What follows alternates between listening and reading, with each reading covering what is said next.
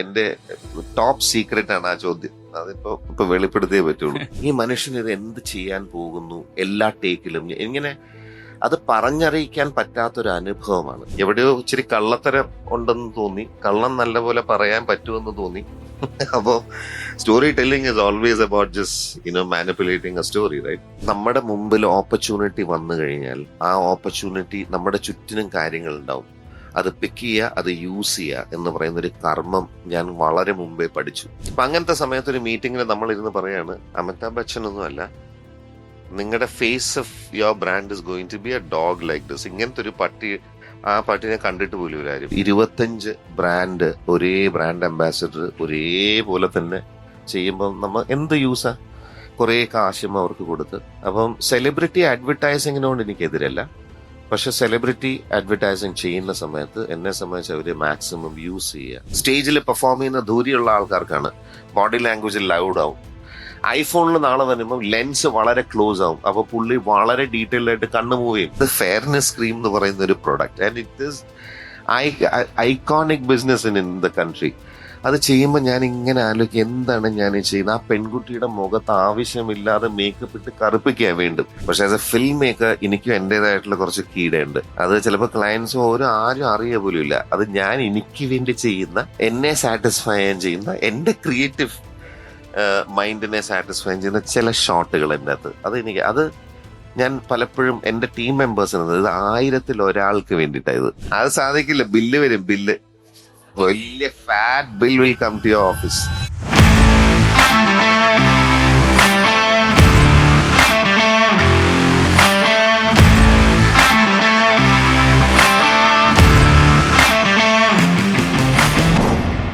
ചേട്ടാ, welcome to our school. തുടക്കം തന്നെ എങ്ങനെയുണ്ട് ഒരു setup?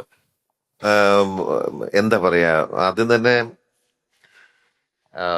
Thank you so much Jinu. ഇങ്ങനെ ഒരു സ്പേസിൽ ഇൻവൈറ്റ് ചെയ്യാൻ, നിങ്ങളെയൊക്കെ കാണുക, വളരെ വളരെ സന്തോഷമുണ്ട്. അത് മാത്രമല്ല, ഞാൻ പറഞ്ഞ വേറൊരു കാര്യം, എനിക്ക് ജനറലി ഒരു സ്പേസുമായിട്ട് ബന്ധപ്പെട്ട് അതിന്റെ ആർക്കിടെക്ചർ അല്ലെങ്കിൽ അതിന്റെ ഇന്റീരിയേഴ്സ് എന്നൊക്കെ പറയുന്ന അതുമായിട്ട് ബന്ധപ്പെട്ട എസ്തെറ്റിക്സ്, കളേഴ്സ്, അതിലൊക്കെ എനിക്ക് ചെറുപ്പം തൊട്ടേ ഭയങ്കര ഇൻട്രസ്റ്റ് ഉള്ള ഒരാളാണ്. എന്തുകൊണ്ടെന്ന്, അപ്പൊ ചിലത് കണ്ടു കഴിഞ്ഞാൽ എനിക്ക് എന്റേതായിട്ടുള്ള അഭിപ്രായങ്ങളുണ്ട്. അതിനൊക്കെ ഞാൻ അഭിപ്രായം പറയുമ്പോൾ തെറിയും കേട്ടിട്ടുണ്ട്. പക്ഷേ when you walk into a space, ചില സമയത്ത് നമുക്ക് മനസ്സിലാവും എക്സ്ട്രീംലി പോസിറ്റീവ് ആൻഡ് ജനറലി ഇവിടുത്തെ ഒരു warm tone, the orientation, how you have managed to pull it off. I think to the entire team, congratulations, and I'm really happy and thank you for inviting me. Thank you. അതിനു മുമ്പ് ഒരു ചെറിയ submission. Prakash Varma, mister Prakash Varma, mister Varma sir, എങ്ങനെ വേണമെങ്കിലും വിളിക്കാം. പക്ഷേ സത്യം പറഞ്ഞാൽ ഇവിടെ ഇരിക്കുന്ന ഓരോ വ്യക്തിക്കും പ്രകാശ് ഏട്ട എന്ന് പച്ച മലയാളത്തിൽ വിളിക്കുമ്പോൾ കിട്ടുന്ന ഒരു അഭിമാനം വേറെ എങ്ങനെ വിളിച്ചാലും കിട്ടില്ലെന്ന് ഞാൻ വിശ്വസിക്കുന്നു. ശരിയല്ലേ? അപ്പൊ നമുക്ക് പ്രകാശ് ഏട്ട എന്ന് തന്നെ വിളിച്ച് ഞങ്ങൾ തുടങ്ങുകയാണ്.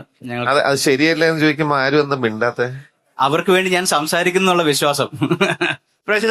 അതെ, ഈ പറഞ്ഞ പോലെ ഞാൻ ജിനുവിന്റെ അടുത്തും പറഞ്ഞ, തെറി ഒഴിച്ച് വേറെ എന്ത് വേണേ വിളിക്കാം, സാറ് കീറ് അതൊക്കെ വിടുന്നതാണ് ബെറ്റർ. അതിനൊരു സുഖമില്ലാത്ത പരിപാടിയാ.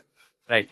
പ്രകാശ് ഏട്ടാ, നമ്മള് ഇന്ന് രാവിലെ ഒരു റീലിൽ കണ്ട ഒരു സാധനമാണ്, there is a huge difference between dream and reality എന്ന് പറഞ്ഞിട്ട്. നമ്മളെപ്പോഴും പറയുന്ന ഒരു കാര്യമാണ്, നമ്മളുടെ ഡ്രീം ഒന്നായിരിക്കും, റിയാലിറ്റി വേറെ ഒന്നായിരിക്കും. പക്ഷെ ഞാൻ നോക്കിയിട്ട് ഇവിടെ ഇരിക്കുന്ന പലരുടെയും ഡ്രീമിലാണ് പ്രകാശ് ഏട്ടന്റെ റിയാലിറ്റി.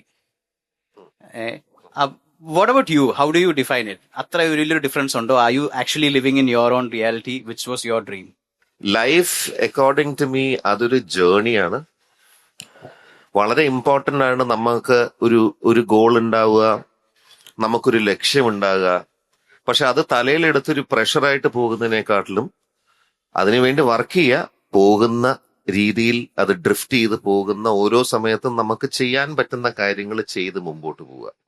അപ്പൊ ഈ പറഞ്ഞ പോലെ ഞാൻ അച്ചീവ് ചെയ്തോ എന്നൊക്കെ ചോദിച്ചാൽ, of course when I look back, I come from a very small town, Alappuzha എന്നൊരു ചെറിയ ഒരു സ്ഥലത്തുനിന്ന്. ഞാൻ അമേരിക്കയിലോ യൂറോപ്പിലോ ഒന്നും പോയി ഫിലിം മേക്കിങ്ങോ അല്ലെങ്കിൽ അഡ്വർടൈസിങ്ങോ ബ്രാൻഡ് ബിൽഡിങ്ങോ ഒന്നും പഠിച്ചിട്ടില്ല. ഞാൻ അവിടെ SD കോളേജിൽ എന്റെ ഗ്രാജുവേഷൻ കഴിഞ്ഞ് സിനിമ എന്നൊരു മോഹം ചെറുപ്പം നാള് തൊട്ടുണ്ട്. അത് ഞാൻ പല സ്ഥലത്തും പറഞ്ഞ പോലെ എവിടെയോ ഇച്ചിരി കള്ളത്തരം ഉണ്ടെന്ന് തോന്നി, കള്ളം നല്ലപോലെ പറയാൻ പറ്റുമെന്ന് തോന്നി. അപ്പോ story telling is always about just manipulating a story, right? അതെങ്ങനെയാണ് ഒരാളെ. അപ്പൊ സിനിമയിലെ വേറൊരു ഗുണം, ധാരാളം കലാകാരന്മാര് ഇൻവോൾവ് ചെയ്യുന്ന ഒരു സ്പേസ് ആയതുകൊണ്ട് അങ്ങനത്തെ ഒരു ലൈഫ് എനിക്ക് ആഗ്രഹമായിരുന്നു. കാര്യം നമ്മൾ മിക്കവാറും ഒന്നില്ലേ, musicians, actors, cameraman, art directors എന്നൊക്കെ പറയുന്ന ഒരു ഗ്രൂപ്പ് ഓഫ് ബ്യൂട്ടിഫുൾ പീപ്പിൾ. അവരുടെ ഇടയിൽ ജീവിക്കുക എന്ന് പറയുന്ന ഒരു സുഖമാണ്. പിന്നെ കഥ പറയണമെന്നും ആഗ്രഹം ഉണ്ടായിരുന്നു. അതായിരുന്നു എന്റെ ലക്ഷ്യം. ഏറെ ഒരു പ്രത്യേക സമയത്ത് ഡ്രിഫ്റ്റ് ചെയ്ത് അഡ്വർടൈസിങ് ആയി. അവിടെയും ഞാൻ സ്റ്റോറി തന്നെയാണ് പറഞ്ഞുകൊണ്ടിരുന്നത്. അപ്പോ എന്റെ ലക്ഷ്യം അതായിരുന്നെങ്കിലും ഇപ്പം 27 വർഷമായിട്ട് ഞാൻ അഡ്വർടൈസിങ്ങിലാണ്. ഞാൻ ഇതുവരെ ഒരു സിനിമ പോലും ചെയ്തിട്ടില്ല. എല്ലാ വർഷവും കഥ എഴുതും, എല്ലാ വർഷവും പ്രൊഡക്ഷന്റെ അടുത്ത് എത്തുമായിരിക്കും ചില സമയത്ത്. പക്ഷെ ആ സമയത്ത് വേറെ എന്തെങ്കിലും അതിനേക്കാട്ടിലും ഇൻട്രസ്റ്റിംഗ് ആയിട്ടൊരു ഇന്റർനാഷണൽ പ്രോജക്റ്റോ അല്ലെങ്കിൽ എനിക്ക് വേണ്ടപ്പെട്ട ആരെങ്കിലും വിളിച്ചിട്ട് ഒരു ഓപ്പൺ ബ്രീഫ് ഒക്കെ തരുമ്പോൾ ആ ഓപ്പർച്യൂണിറ്റി കളയണ്ടെന്ന് വിചാരിച്ചിട്ട് ഞാൻ അപ്പോൾ അവിടെ ഒരു ക്യാമ്പയിൻ ചെയ്യുമ്പോൾ, അപ്പൊ ഇതുവരെ ചെയ്തിട്ടില്ല എന്ന് വെച്ചാൽ എനിക്കൊരു ദുഃഖമില്ല. അപ്പം അത് ഡ്രിഫ്റ്റ് ചെയ്ത് പോയ ഓരോ സമയത്തും I try to make use of it and I'm very happy. അപ്പൊ തീർച്ചയായിട്ടും തിരിഞ്ഞു നോക്കിക്കഴിഞ്ഞാൽ ഓഫ് കോഴ്സ് എന്റെ journey was absolutely interesting. I met a lot of interesting people, lot of brilliant minds, not just in the country. ഞാൻ ശരിക്കും push ചെയ്ത് എനിക്ക് ഞാൻ ദൂരെ നിന്ന് നോക്കിക്കണ്ട ഏതെങ്കിലും ഒരു അമേരിക്കൻ ഫിലിം അല്ലെങ്കിൽ യൂറോപ്യൻ ഫിലിം അതിൽ വർക്ക് ചെയ്ത കളറിസ്റ്റ് എന്താ പറയുന്നത്, കളർ കറക്ഷൻ ചെയ്യുന്ന കളറിസ്റ്റിന്റെ അടുത്ത് പോയി എനിക്ക് അയാളുടെ അടുത്ത് വർക്ക് ചെയ്യണം. അതല്ല ഇന്നൊരു DOP എടുത്ത് വർക്ക് ചെയ്യും. ഞാൻ തന്നെ പുഷ് ചെയ്ത് ചില സമയത്ത് ഫിനാൻഷ്യൽ ആയിട്ടുള്ള ബഡ്ജറ്റ് ആയില്ലെങ്കിലും I try to push it and try and make use of that. അപ്പൊ അങ്ങനെ എനിക്ക് പറ്റാവുന്ന കാര്യങ്ങൾ ഞാൻ തിരിഞ്ഞു നോക്കുമ്പോൾ ധാരാളം നടന്നിട്ടുണ്ട്. പക്ഷെ ഈ ഒരു സ്റ്റേജിൽ ഇനിയും ധാരാളം ചെയ്യാനിരിക്കുന്നു.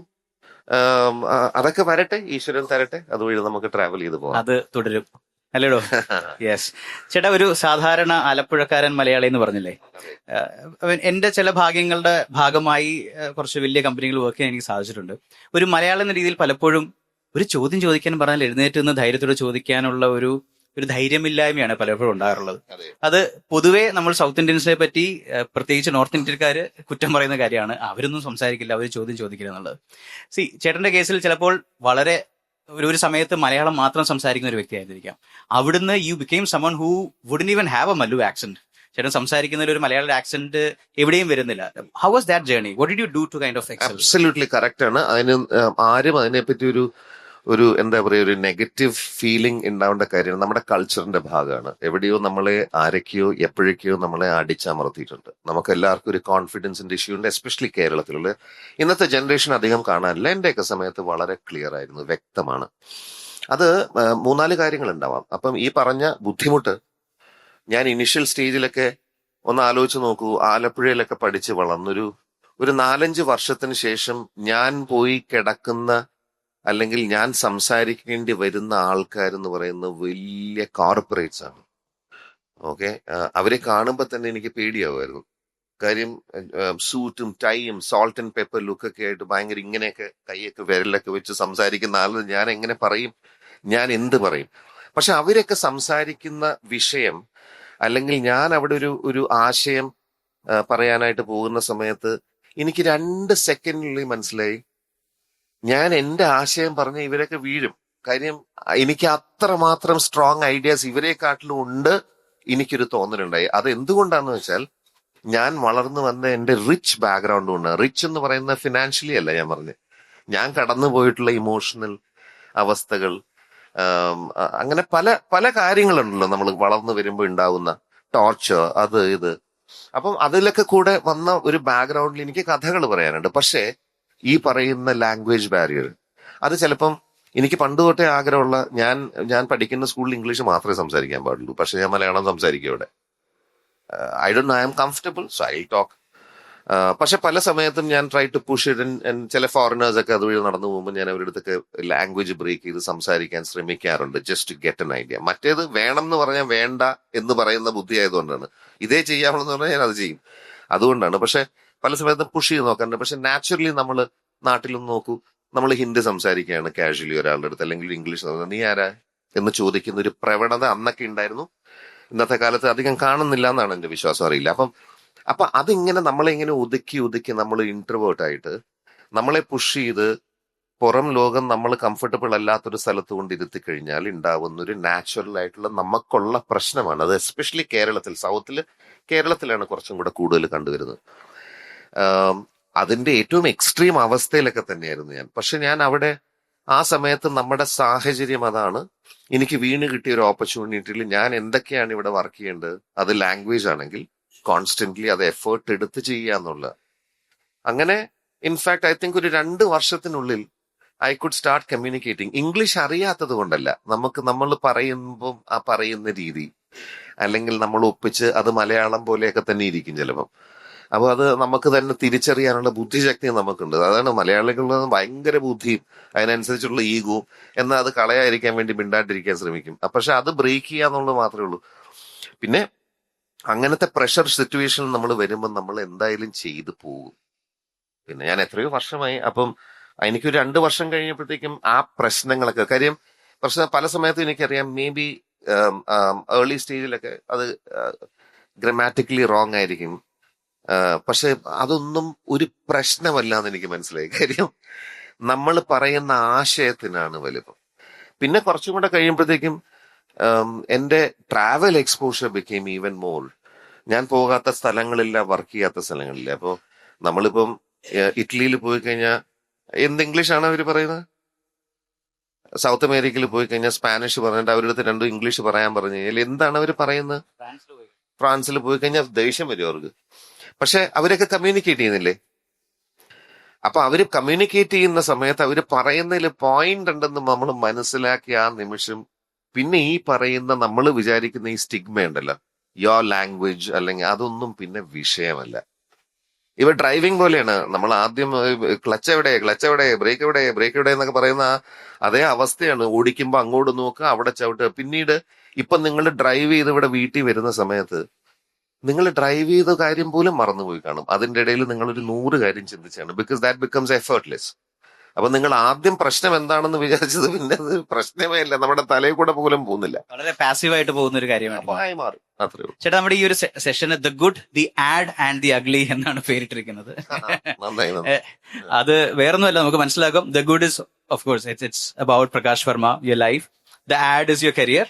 ദ അഗ്ലി ആരായിരിക്കും? George sir. We are not going to the ugly part of you. നമുക്ക് ദ ഗുഡ് ആൻഡ് ദി ആഡിൽ തന്നെ സ്റ്റിക്ക് ഓൺ ചെയ്യാം. ഇപ്പൊ ഏറ്റവും ലേറ്റസ്റ്റ് ആയിട്ടുള്ളത് നമ്മൾ വിൻസ്മേരയുടെ ആഡിനെ കുറിച്ചാണല്ലോ നമ്മൾ ഏറ്റവും കൂടുതൽ ഇപ്പോൾ സംസാരിച്ചുകൊണ്ടിരുന്നത്. മനീഷേട്ടനുമായിട്ടുള്ള ഇന്റർവ്യൂവിൽ അന്ന് വിൻസ്മേരയുടെ ആഡ് ഇറങ്ങിയിട്ടില്ല, ഈ ലേറ്റസ്റ്റ്. ചില കാര്യങ്ങൾ ഞാൻ ഫോണിൽ പറഞ്ഞുതരാമെന്ന് മനീഷിനോട് പറഞ്ഞിരുന്നു. സത്യം പറഞ്ഞ മനീഷേട്ടന് വരേണ്ടതായിരുന്നു. ചെറിയൊരു ഇന്റർവ്യൂവിന് ടൈമിംഗ് കാരണം പുള്ളിക്ക് വരാൻ പറ്റാഞ്ഞാണ്. ആ സ്റ്റോറി ഞങ്ങളിപ്പോ പറഞ്ഞ് ഞങ്ങൾ പിന്നെ മനീഷേട്ടന് പറഞ്ഞു കൊടുത്തോളായിരുന്നു. ആ ആഡിൽ തന്നെ പലരും ഡീകോഡ് ചെയ്യാൻ തുടങ്ങിയല്ലോ. അതിന്റെ സ്റ്റാർട്ടിങ്ങിൽ തന്നെ ഒരു ഫീമെയിലിന്റെ ഫേസ് നമ്മുടെ മിറർ ഇതിൽ വരുന്നു. അപ്പം അത് അവിടെ തന്നെ ഒരു സൂചനയായിരുന്നു ഇതിലൊരു ഒരു എലമെന്റ് ഉണ്ടെന്നുള്ളത്. രണ്ടാമത് ലാൽ സാറാണെന്ന് തോന്നുന്നു ഹലോ പറയുന്നത്. അത് തിരിച്ചിങ്ങോട്ടല്ല, അപ്പം വേറൊരു ടോണിലാണ് ഹലോ പറഞ്ഞത്. പക്ഷെ ഏറ്റവും സ്ട്രൈക്കിംഗ് ആയിട്ട് തോന്നിയത്, ഒരിക്കലും ഒരു ആഡിലും ഒരാൾ റിയാക്ട് ചെയ്യാത്ത രീതിയിലാണ് ചേട്ടൻ എന്നൊരു സാധനം ഇട്ടത്. ആ കഥ കേൾക്കാൻ ഭയങ്കര ആഗ്രഹമുണ്ട്. കാരണം അത് ഒരിക്കലും സ്ക്രിപ്റ്റിൽ എഴുതാൻ പറ്റുമെന്ന് തോന്നുന്നില്ല. അതൊന്ന് പറയാമോ? അല്ലെങ്കിൽ ഇതിന്റെ ആ ഒരു ജേർണി മൊത്തം ഏതാ പറയണ്ടത്? നമുക്ക് ഏന്ന് തുടങ്ങി പുറകോട്ടേക്ക് പോകാം. അത് പെർഫോമൻസിന്റെ ഭാഗമായതുകൊണ്ട് അതൊന്നും ഒബ്വിയസ്ലി പ്ലാൻ ചെയ്തതല്ല. ഞാൻ ആ സമയത്ത് ഞാൻ എന്തവിടെ ചെയ്യുന്നെന്നോ അല്ലെങ്കിൽ ഞാൻ എങ്ങനെ പെർഫോം ചെയ്യുന്നെന്നോ ഒരു വിഷയം എന്റെ തലയിൽ കൂടെ പോലും ഒരു സ്ട്രെസ് ആയിട്ട് തോന്നിയിരുന്നില്ല. എന്നെ സംബന്ധിച്ച് സ്ട്രെസ് അല്ല, എന്നെ സംബന്ധിച്ചത് എക്സൈറ്റ്മെന്റ് മുഴുവൻ ഞാൻ അറിയുന്ന എന്റെ സ്വന്തം ലാലേട്ടന്റെ ഒരവസ്ഥ. അതായത് അടുത്തറിഞ്ഞ സമയം അല്ല, അതിന് വളരെ മുമ്പ് സ്കൂളിൽ പഠിക്കുന്ന സമയം തൊട്ട് സ്ക്രീനിലൊക്കെ കണ്ട് എങ്ങനെയാണ് ഒരാൾക്ക് ഇങ്ങനെ പെർഫോം ചെയ്യാൻ പറ്റുക എന്ന് പറയുന്ന പല നിമിഷങ്ങള്. ഞാൻ പറയുന്ന വലിയ സിനിമകളില്ല, ചെറിയ ചെറിയ സിനിമകളിലെ ചില ചലനങ്ങൾ. ഇപ്പം ഭരത് ഗോപി സാറ് ഡയറക്ട് ചെയ്ത ഉത്സവ പിറ്റേന്നിലൊക്കെ ചെറിയ ചെറിയ മൊമെന്റുകളുണ്ട്. അത് വളരെ സൂക്ഷ്മമായിട്ട് നോക്കിക്കഴിഞ്ഞാൽ ചെറിയ മൂവ്മെന്റിലൊക്കെ ഭയങ്കര വലിയ കമ്മ്യൂണിക്കേഷൻ നടത്താറുണ്ട്. പിന്നീട് എനിക്ക് കുറച്ചും കൂടെ ഗ്ലോബൽ ഫിലിമുമായിട്ടൊക്കെയുള്ള എക്സ്പോഷർ വന്നതിന് ശേഷമാണ് എനിക്ക് മനസ്സിലായത് ചില പെർഫോമേഴ്സ്, ചില ആക്ടേഴ്സ് അതുമൊക്കെ ആയിട്ട് അറിഞ്ഞോ അറിയാതെയോ ഈ മനുഷ്യൻ അതേപോലെയൊക്കെ തന്നെയാണ്. കാര്യം ഒരു പ്ലാനിങ് ഇല്ലാതെ ആ സമയത്ത് വന്ന് ചെയ്യുന്ന ഒരു ക്യാരക്ടറുമായിട്ട് ബന്ധപ്പെട്ട consistency through out the film. അപ്പൊ ആ സമയം തൊട്ട് നമ്മളിങ്ങനെ നോക്കി നിന്ന് പിന്നെ ഞാൻ അടുത്തറിയുന്ന സമയം തൊട്ട് എനിക്ക് കുറേം കൂടെ മനസ്സിലാക്കാൻ പറ്റി. ഭയങ്കര ഫ്ലൂയിഡ് ആയിട്ടുള്ള ഒരു ഒരു ഒരു ഗ്രേസ്ഫുൾ ആയിട്ടൊരു ക്യാരക്ടറാണ്. സിനിമ അഭിനയിക്കുക മാത്രമാണ് ആക്ച്വലി ലാലേട്ടൻ ചെയ്യേണ്ടത്. ഭയങ്കര ബ്യൂട്ടിഫുൾ ആണ്. അപ്പം അത് കുറച്ചും കൂടെ അടുത്തറിഞ്ഞപ്പം അപ്പൊ എന്നെ സംബന്ധിച്ച് ഞാൻ ഈ ഒരു ആശയം പറഞ്ഞ സമയത്തുള്ള അദ്ദേഹത്തിന്റെ ഒരു എക്സൈറ്റ്മെന്റും അതിനുശേഷം വളരെ തിൻ ലൈനിന് പോകുന്ന ഒരു പെർഫോമൻസ് ആണ്. അതിൻ്റെ അകത്ത് നമുക്കൊക്കെ വളരെ ഡീപ്പ് റൂട്ടഡ് ആയിട്ടുള്ള നമ്മുടെയൊക്കെ കൾച്ചറിലുള്ള ഒരു ഫിലോസഫി അതിൻ്റെ അകത്തുണ്ട്. ഞാൻ ഇവിടെ ആൾക്കാരുടെ ജീവിതം മാറ്റാനോ അല്ലെങ്കിൽ എന്തെങ്കിലും, അതും നമ്മുടെ കൾച്ചറിലുള്ള ഒരു കാര്യം ഇൻകോർപ്പറേറ്റ് ചെയ്യാൻ പറ്റിയ ഒരു മൊമെന്റും അതിന് പറ്റിയ ഒരു ആക്ടറും എൻ്റെ മുമ്പിൽ കിട്ടിയ ഒരു അവസരം, അത് ഞാൻ മാക്സിമം യൂസ് ചെയ്യുക. അതെങ്ങനെയാണ് യൂസ് ചെയ്യാന്നുള്ള അതിലോട്ട് ഞാൻ വരാം. പക്ഷെ എന്നെ സംബന്ധിച്ച് എക്സൈറ്റ്മെന്റ് മുഴുവൻ ഞാൻ അവിടെ എന്ത് ചെയ്യുന്നു അതൊന്നുമല്ല, ഈ മനുഷ്യൻ ഇത് എന്ത് ചെയ്യാൻ പോകുന്നു എല്ലാ ടേക്കിലും. ഇങ്ങനെ അത് പറഞ്ഞറിയിക്കാൻ പറ്റാത്തൊരു അനുഭവമാണ്. ശരിക്കും വളരെ ക്ലോസ് റേഞ്ചിൽ നിങ്ങൾ ആ ഫിലിം നോക്കിക്കഴിഞ്ഞാൽ നിങ്ങൾക്ക് കാണാൻ പറ്റും അദ്ദേഹത്തിന്റെ കണ്ണൊക്കെ നനവുണ്ടാവും. അതാ ഷോട്ട് കഴിയുമ്പം വേറെ ആളും ആവും. ഞാൻ ആ ട്രാൻസ്ഫോർമേഷനൊക്കെ വളരെ അടുത്ത് നിന്ന്, കാര്യം സാധാരണ ഒരു ക്യാരക്ടർ ചെയ്യുന്ന പോലല്ല ഇത്. അതിന് ഞാൻ പ്രോപ്പറായിട്ട് ഒരു റെഫറൻസ് എടുത്ത്, ഈ ലൈനിൽ ക്രോസ് ചെയ്യാതെ മാസ്കുലിനിറ്റി എന്ന് പറഞ്ഞൊരു അവസ്ഥ ഉണ്ടെങ്കിലും നമ്മളിൽ എല്ലാ ആണുങ്ങൾക്കും നമ്മൾ ബ്യൂട്ടിഫുൾ ആകുന്നത് നമുക്ക് ആ സോഫ്റ്റ് സൈഡ് ഉള്ളപ്പോഴാണ്. അതാണ് makes a complete human, even for a woman. I really personally ഞാനിപ്പോ തിരിഞ്ഞു നോക്കി കഴിഞ്ഞാൽ ഞാൻ അപ്രീഷിയേറ്റ് ചെയ്യുന്ന women, they also have a side of masculinity. അവര് സ്ട്രോങ് ആയിരിക്കും, അവർ പറയുന്ന കാര്യങ്ങൾക്ക് തീർച്ചയായിട്ടും അതിന് ബേസ് ഉണ്ടാവും, നമ്മളത് കേൾക്കും. പക്ഷെ ഒരു സോഫ്റ്റ് സൈഡ് ഉണ്ട്. ആ കോമ്പിനേഷൻ ആണ് as A person that makes you complete. അതാണ് അതിന്റെ ബേസിക്. അത് ഒരു മിത്തോളജി അല്ലെങ്കിൽ ആ റൂട്ടിലൊക്കെ പോയി കഴിഞ്ഞാൽ ഈ അർദ്ധനാരീശ്വരി എന്നൊക്കെ പറയുന്നത് നമ്മുടെ കൾച്ചറിൽ പണ്ടേ ഉള്ള ബ്യൂട്ടിഫുൾ ആയിട്ടൊരു കോൺസെപ്റ്റ് ആണ്. I will not trying to do anything. അപ്പൊ എന്നെ സംബന്ധിച്ച് ഇദ്ദേഹം എന്ത് ചെയ്യുന്നു, അപ്പൊ ആ സമയത്തൊക്കെ ഓഫ് കോഴ്സ് അതിന്റെ ഇടയിൽ ഞാൻ ക്യാമറ തിരിച്ച് അത് സ്റ്റേജ് ചെയ്ത് വരുന്ന സമയത്ത് എന്നെ സംബന്ധിച്ച് എന്റെ റിയാക്ഷനോ അല്ലെങ്കിൽ ഞാൻ എന്തെങ്കിലും ചെയ്യുന്നതോ അല്ലെങ്കിൽ എനിക്കുള്ളവിടെ ഇമ്പോർട്ടൻസോ അല്ല, ഇതാണ് സംഭവം. അപ്പൊ അങ്ങനെ വന്നു പോയതാണെങ്കിൽ ഒട്ടും പ്രതീക്ഷിക്കാതെ സംഭവിച്ചാണ് അല്ലേ? ചേട്ടൻ പറഞ്ഞില്ല മനസ്സിലായത്, ഒരു ദ കംപ്ലീറ്റ് മാൻ എന്നുള്ളതിൽ നിന്നും ദ കംപ്ലീറ്റ് ആക്ടർ, ഒരു കംപ്ലീറ്റ് ഹ്യൂമൻ ആകുന്ന ഒരു പരസ്യമായിരുന്നു അത്. നമ്മുടെ ആ ഒരു കോൺസെപ്റ്റിനെ ഉടയ്ക്കുന്നതായിരുന്നല്ലോ. ഇതിനെ ലാൽ സാറിനെ കൺവിൻസ് ചെയ്യാനായിട്ടുള്ള പ്രയാസങ്ങൾ അല്ലെങ്കിൽ ആ ഒരു കണക്ഷൻ കൊണ്ട് ചിലപ്പോൾ സാധിച്ചിട്ടുണ്ടാവും. ഈ ബ്രാൻഡിനുമായിട്ട് എങ്ങനെയായിരുന്നു ഇതിന്റെ ഒരു connection? How did you convince the brand?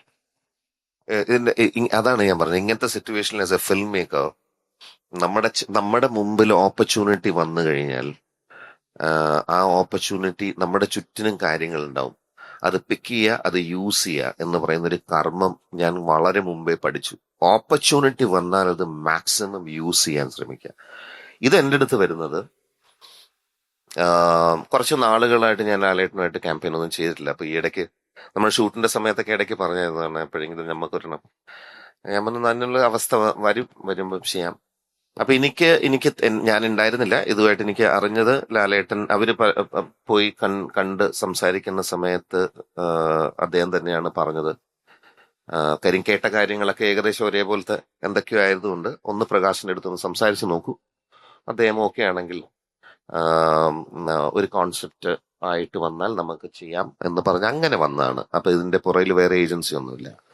അപ്പൊ അങ്ങനെ വിളിച്ചു വന്ന സമയത്ത് എനിക്ക് ഇപ്പൊ അധികം ദിവസം ഉണ്ടായിരുന്നില്ല. കാര്യം ഒരു 10-15 ദിവസത്തിനുള്ളിൽ എനിക്ക് പ്രീ പ്രൊഡക്ഷനിൽ കയറേണ്ട അവസ്ഥ ഉണ്ടായിരുന്നു. അപ്പൊ ഞാന് ഇതിനെപ്പറ്റി പല സമയത്തും ആലോചിച്ചിരിക്കുന്ന സമയത്ത് ശരിക്കും ഇന്നിപ്പോ ധാരാളം കോൺവെർസേഷൻ ഇതിന്റെ പുറകിൽ നടക്കുന്നില്ലേ, പോസിറ്റീവും നെഗറ്റീവും ഉണ്ട്.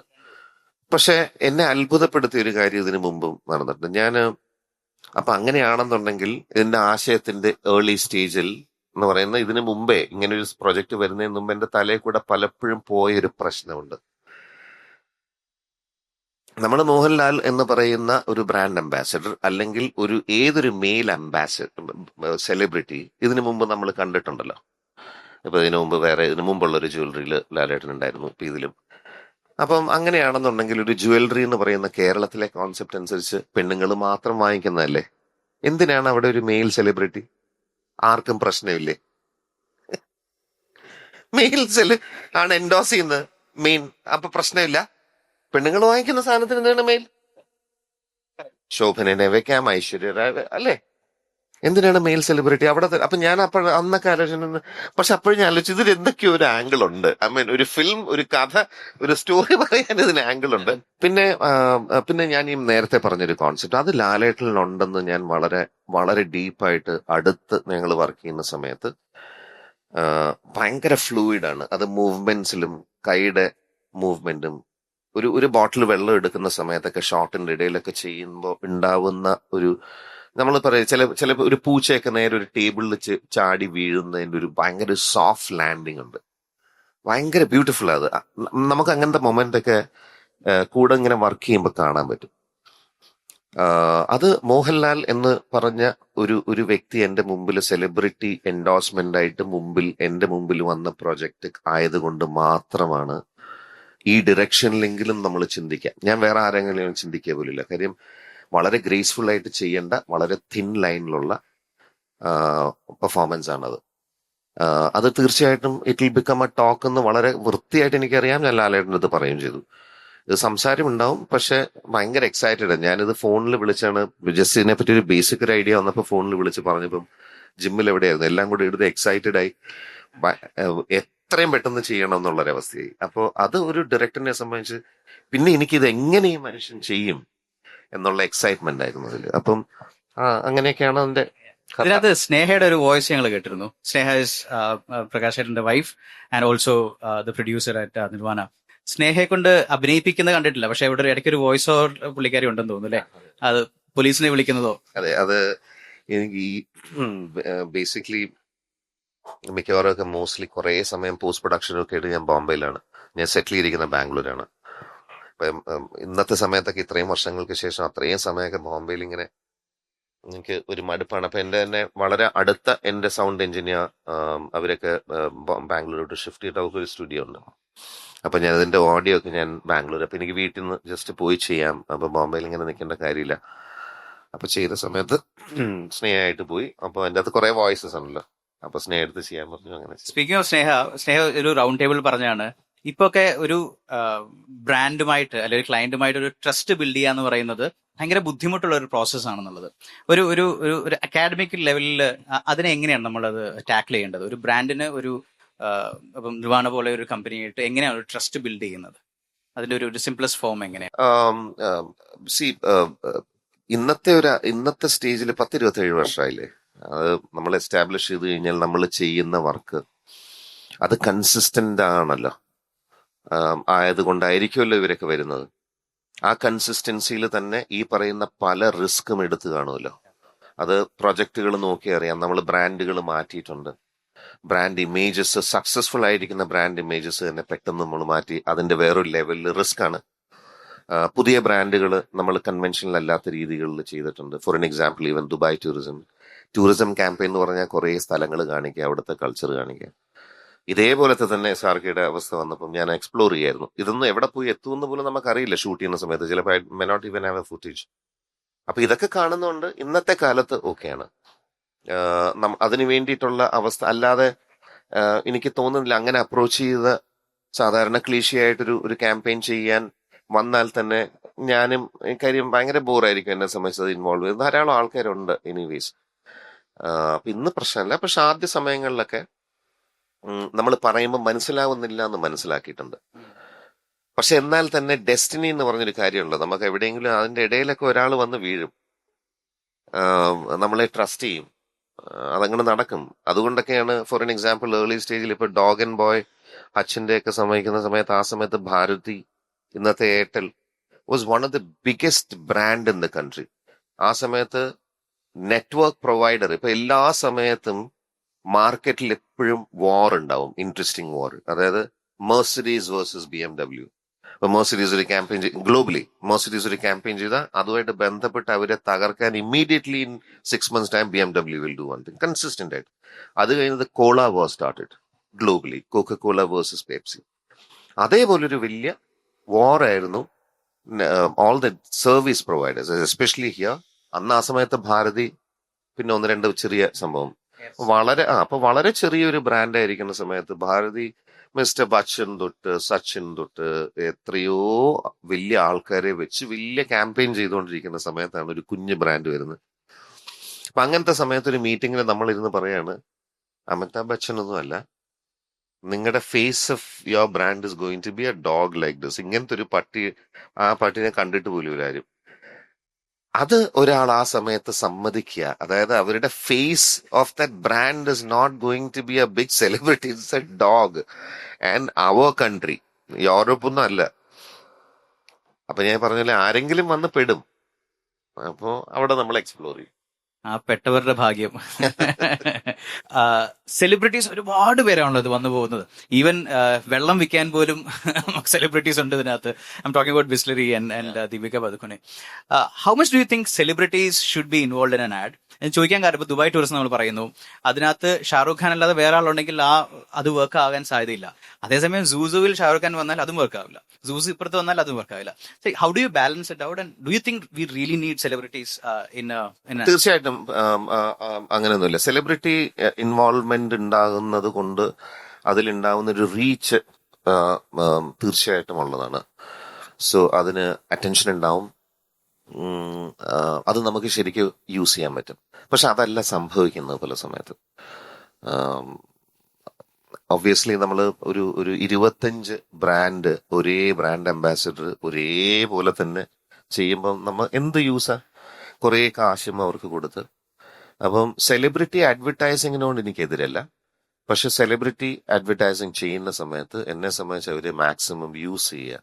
അവരെ യൂസ് ചെയ്യണമെങ്കിൽ അവരെ കുറെ കൂടെ മനസ്സിലാക്കുക.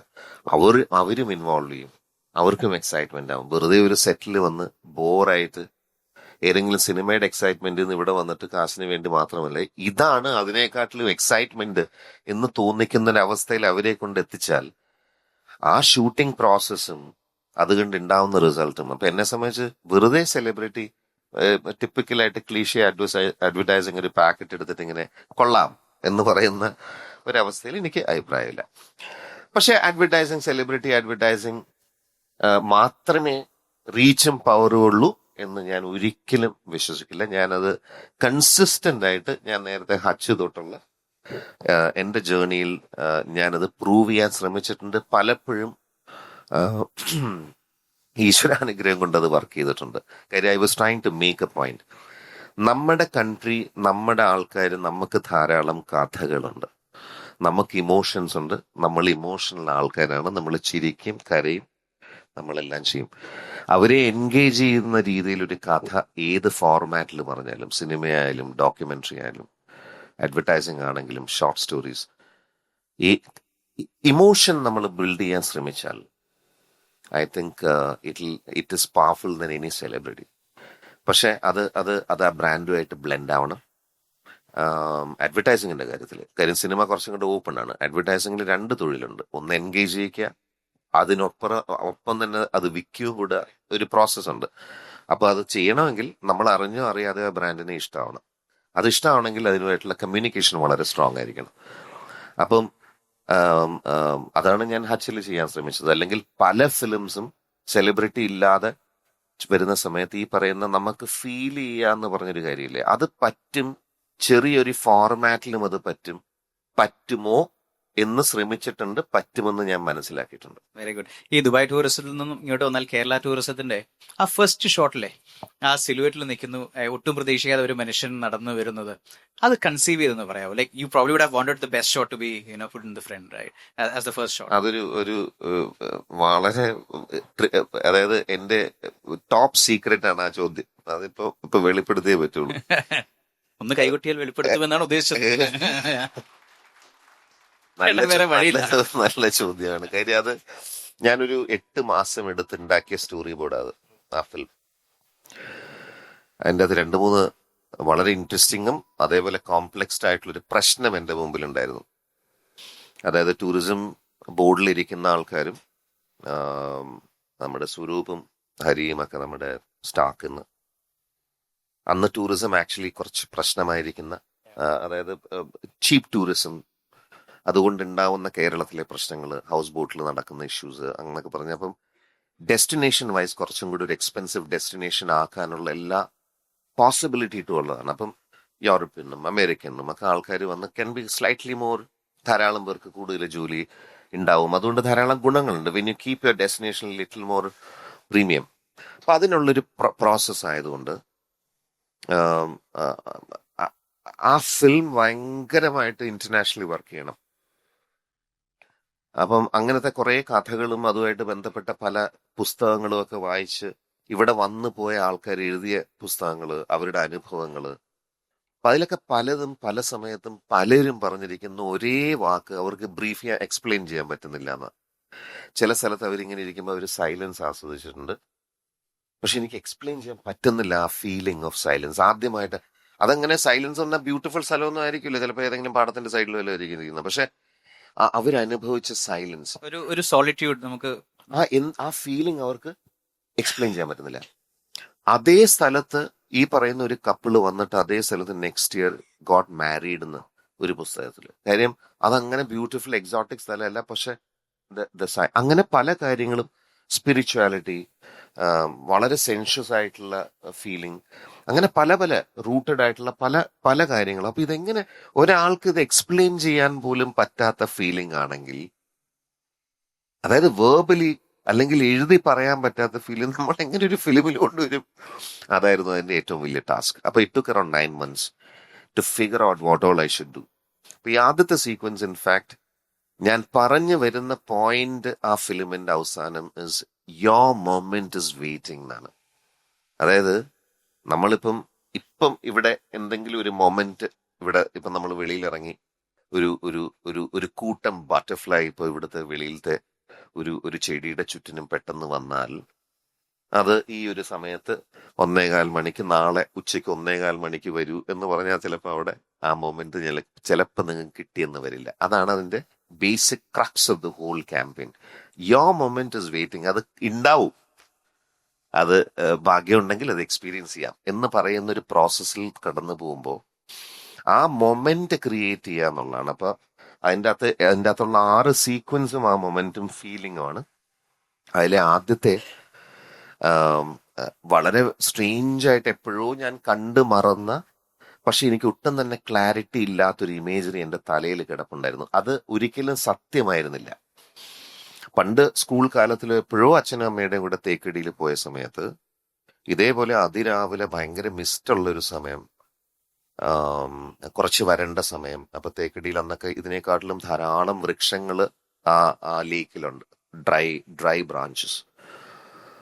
അപ്പൊ ചില സമയത്ത് ഞാൻ ഇങ്ങനെ അവിടെ ഇങ്ങനെ, കുട്ടിക്കാലം നമ്മളിങ്ങനെ ഡ്രീമറാണ് ഫസ്റ്റ് ഓഫ് ഓൾ. അപ്പൊ എന്ത് കണ്ടാലും എന്തൊക്കെയോ കണ്ട പോലെയൊക്കെ തോന്നും, അതിനെ ബേസ് ചെയ്തിട്ടുള്ള കഥ പറയും, ആൾക്കാരെ ചുറ്റിനുള്ളവരെയൊക്കെ വെറുപ്പിക്കും, എന്തെങ്കിലുമൊക്കെ ഇങ്ങനെ പറഞ്ഞുകൊണ്ടിരുന്നു. പക്ഷെ അന്ന് എനിക്ക് വളരെ സ്ട്രേഞ്ച് ആയിട്ട് തോന്നിയ ഒരു ഇമേജറിയാണ് അവിടെ ഒരാൾ നിപ്പുണ്ടെന്ന്. ആ ലേക്കിൽ ഒരാൾ നിൽക്കുകയല്ലേ എന്ന് നമുക്ക് ചിലപ്പോൾ തോന്നാറില്ലേ? ചിലപ്പോൾ സ്കൈ നോക്കുമ്പോ, അല്ലെങ്കിൽ ചില രാത്രി നമുക്ക് എന്തൊക്കെയോ ഒരു ഫിഗർ ഒക്കെ തോന്നും. അപ്പൊ അതങ്ങനെയാണെന്ന് തോന്നിയ ഒരു മെമ്മറി ഭാഗ്യവശാൽ ഇതുമായിട്ട് ബന്ധപ്പെട്ട് ഞാൻ ബോർഡ് ചെയ്തുകൊണ്ടിരിക്കുന്ന സമയത്ത് അങ്ങനെ ആയാലോ എന്ന് ആലോചിച്ച് ഞാൻ ഈ ഷൂട്ടിംഗ് ലൊക്കേഷനിൽ പോയി.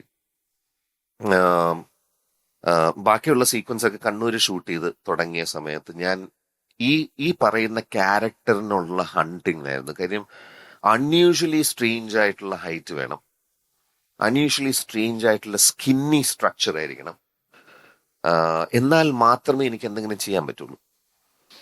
ഞാൻ അങ്ങനെ 4-5 മാസത്തോളം എൻ്റെ ടീമിലുള്ളവരും ഞാനും എല്ലാം, ഞാൻ ഈ ഷൂട്ടിംഗ് തുടങ്ങുന്നതിന്റെ ഈ സീക്വൻസ് അല്ല, പക്ഷെ ഈ ഷൂട്ടിംഗ് തുടങ്ങുന്നതിന്റെ തലേ ദിവസം ഞാൻ എൻ്റെ ഹോട്ടലിൽ നിന്ന് ഇറങ്ങി ഒരു ബ്രിഡ്ജ് കയറി ഇറങ്ങുമ്പോൾ ആ ബ്രിഡ്ജിന്റെ താഴെ ഒരു തോടുണ്ട്.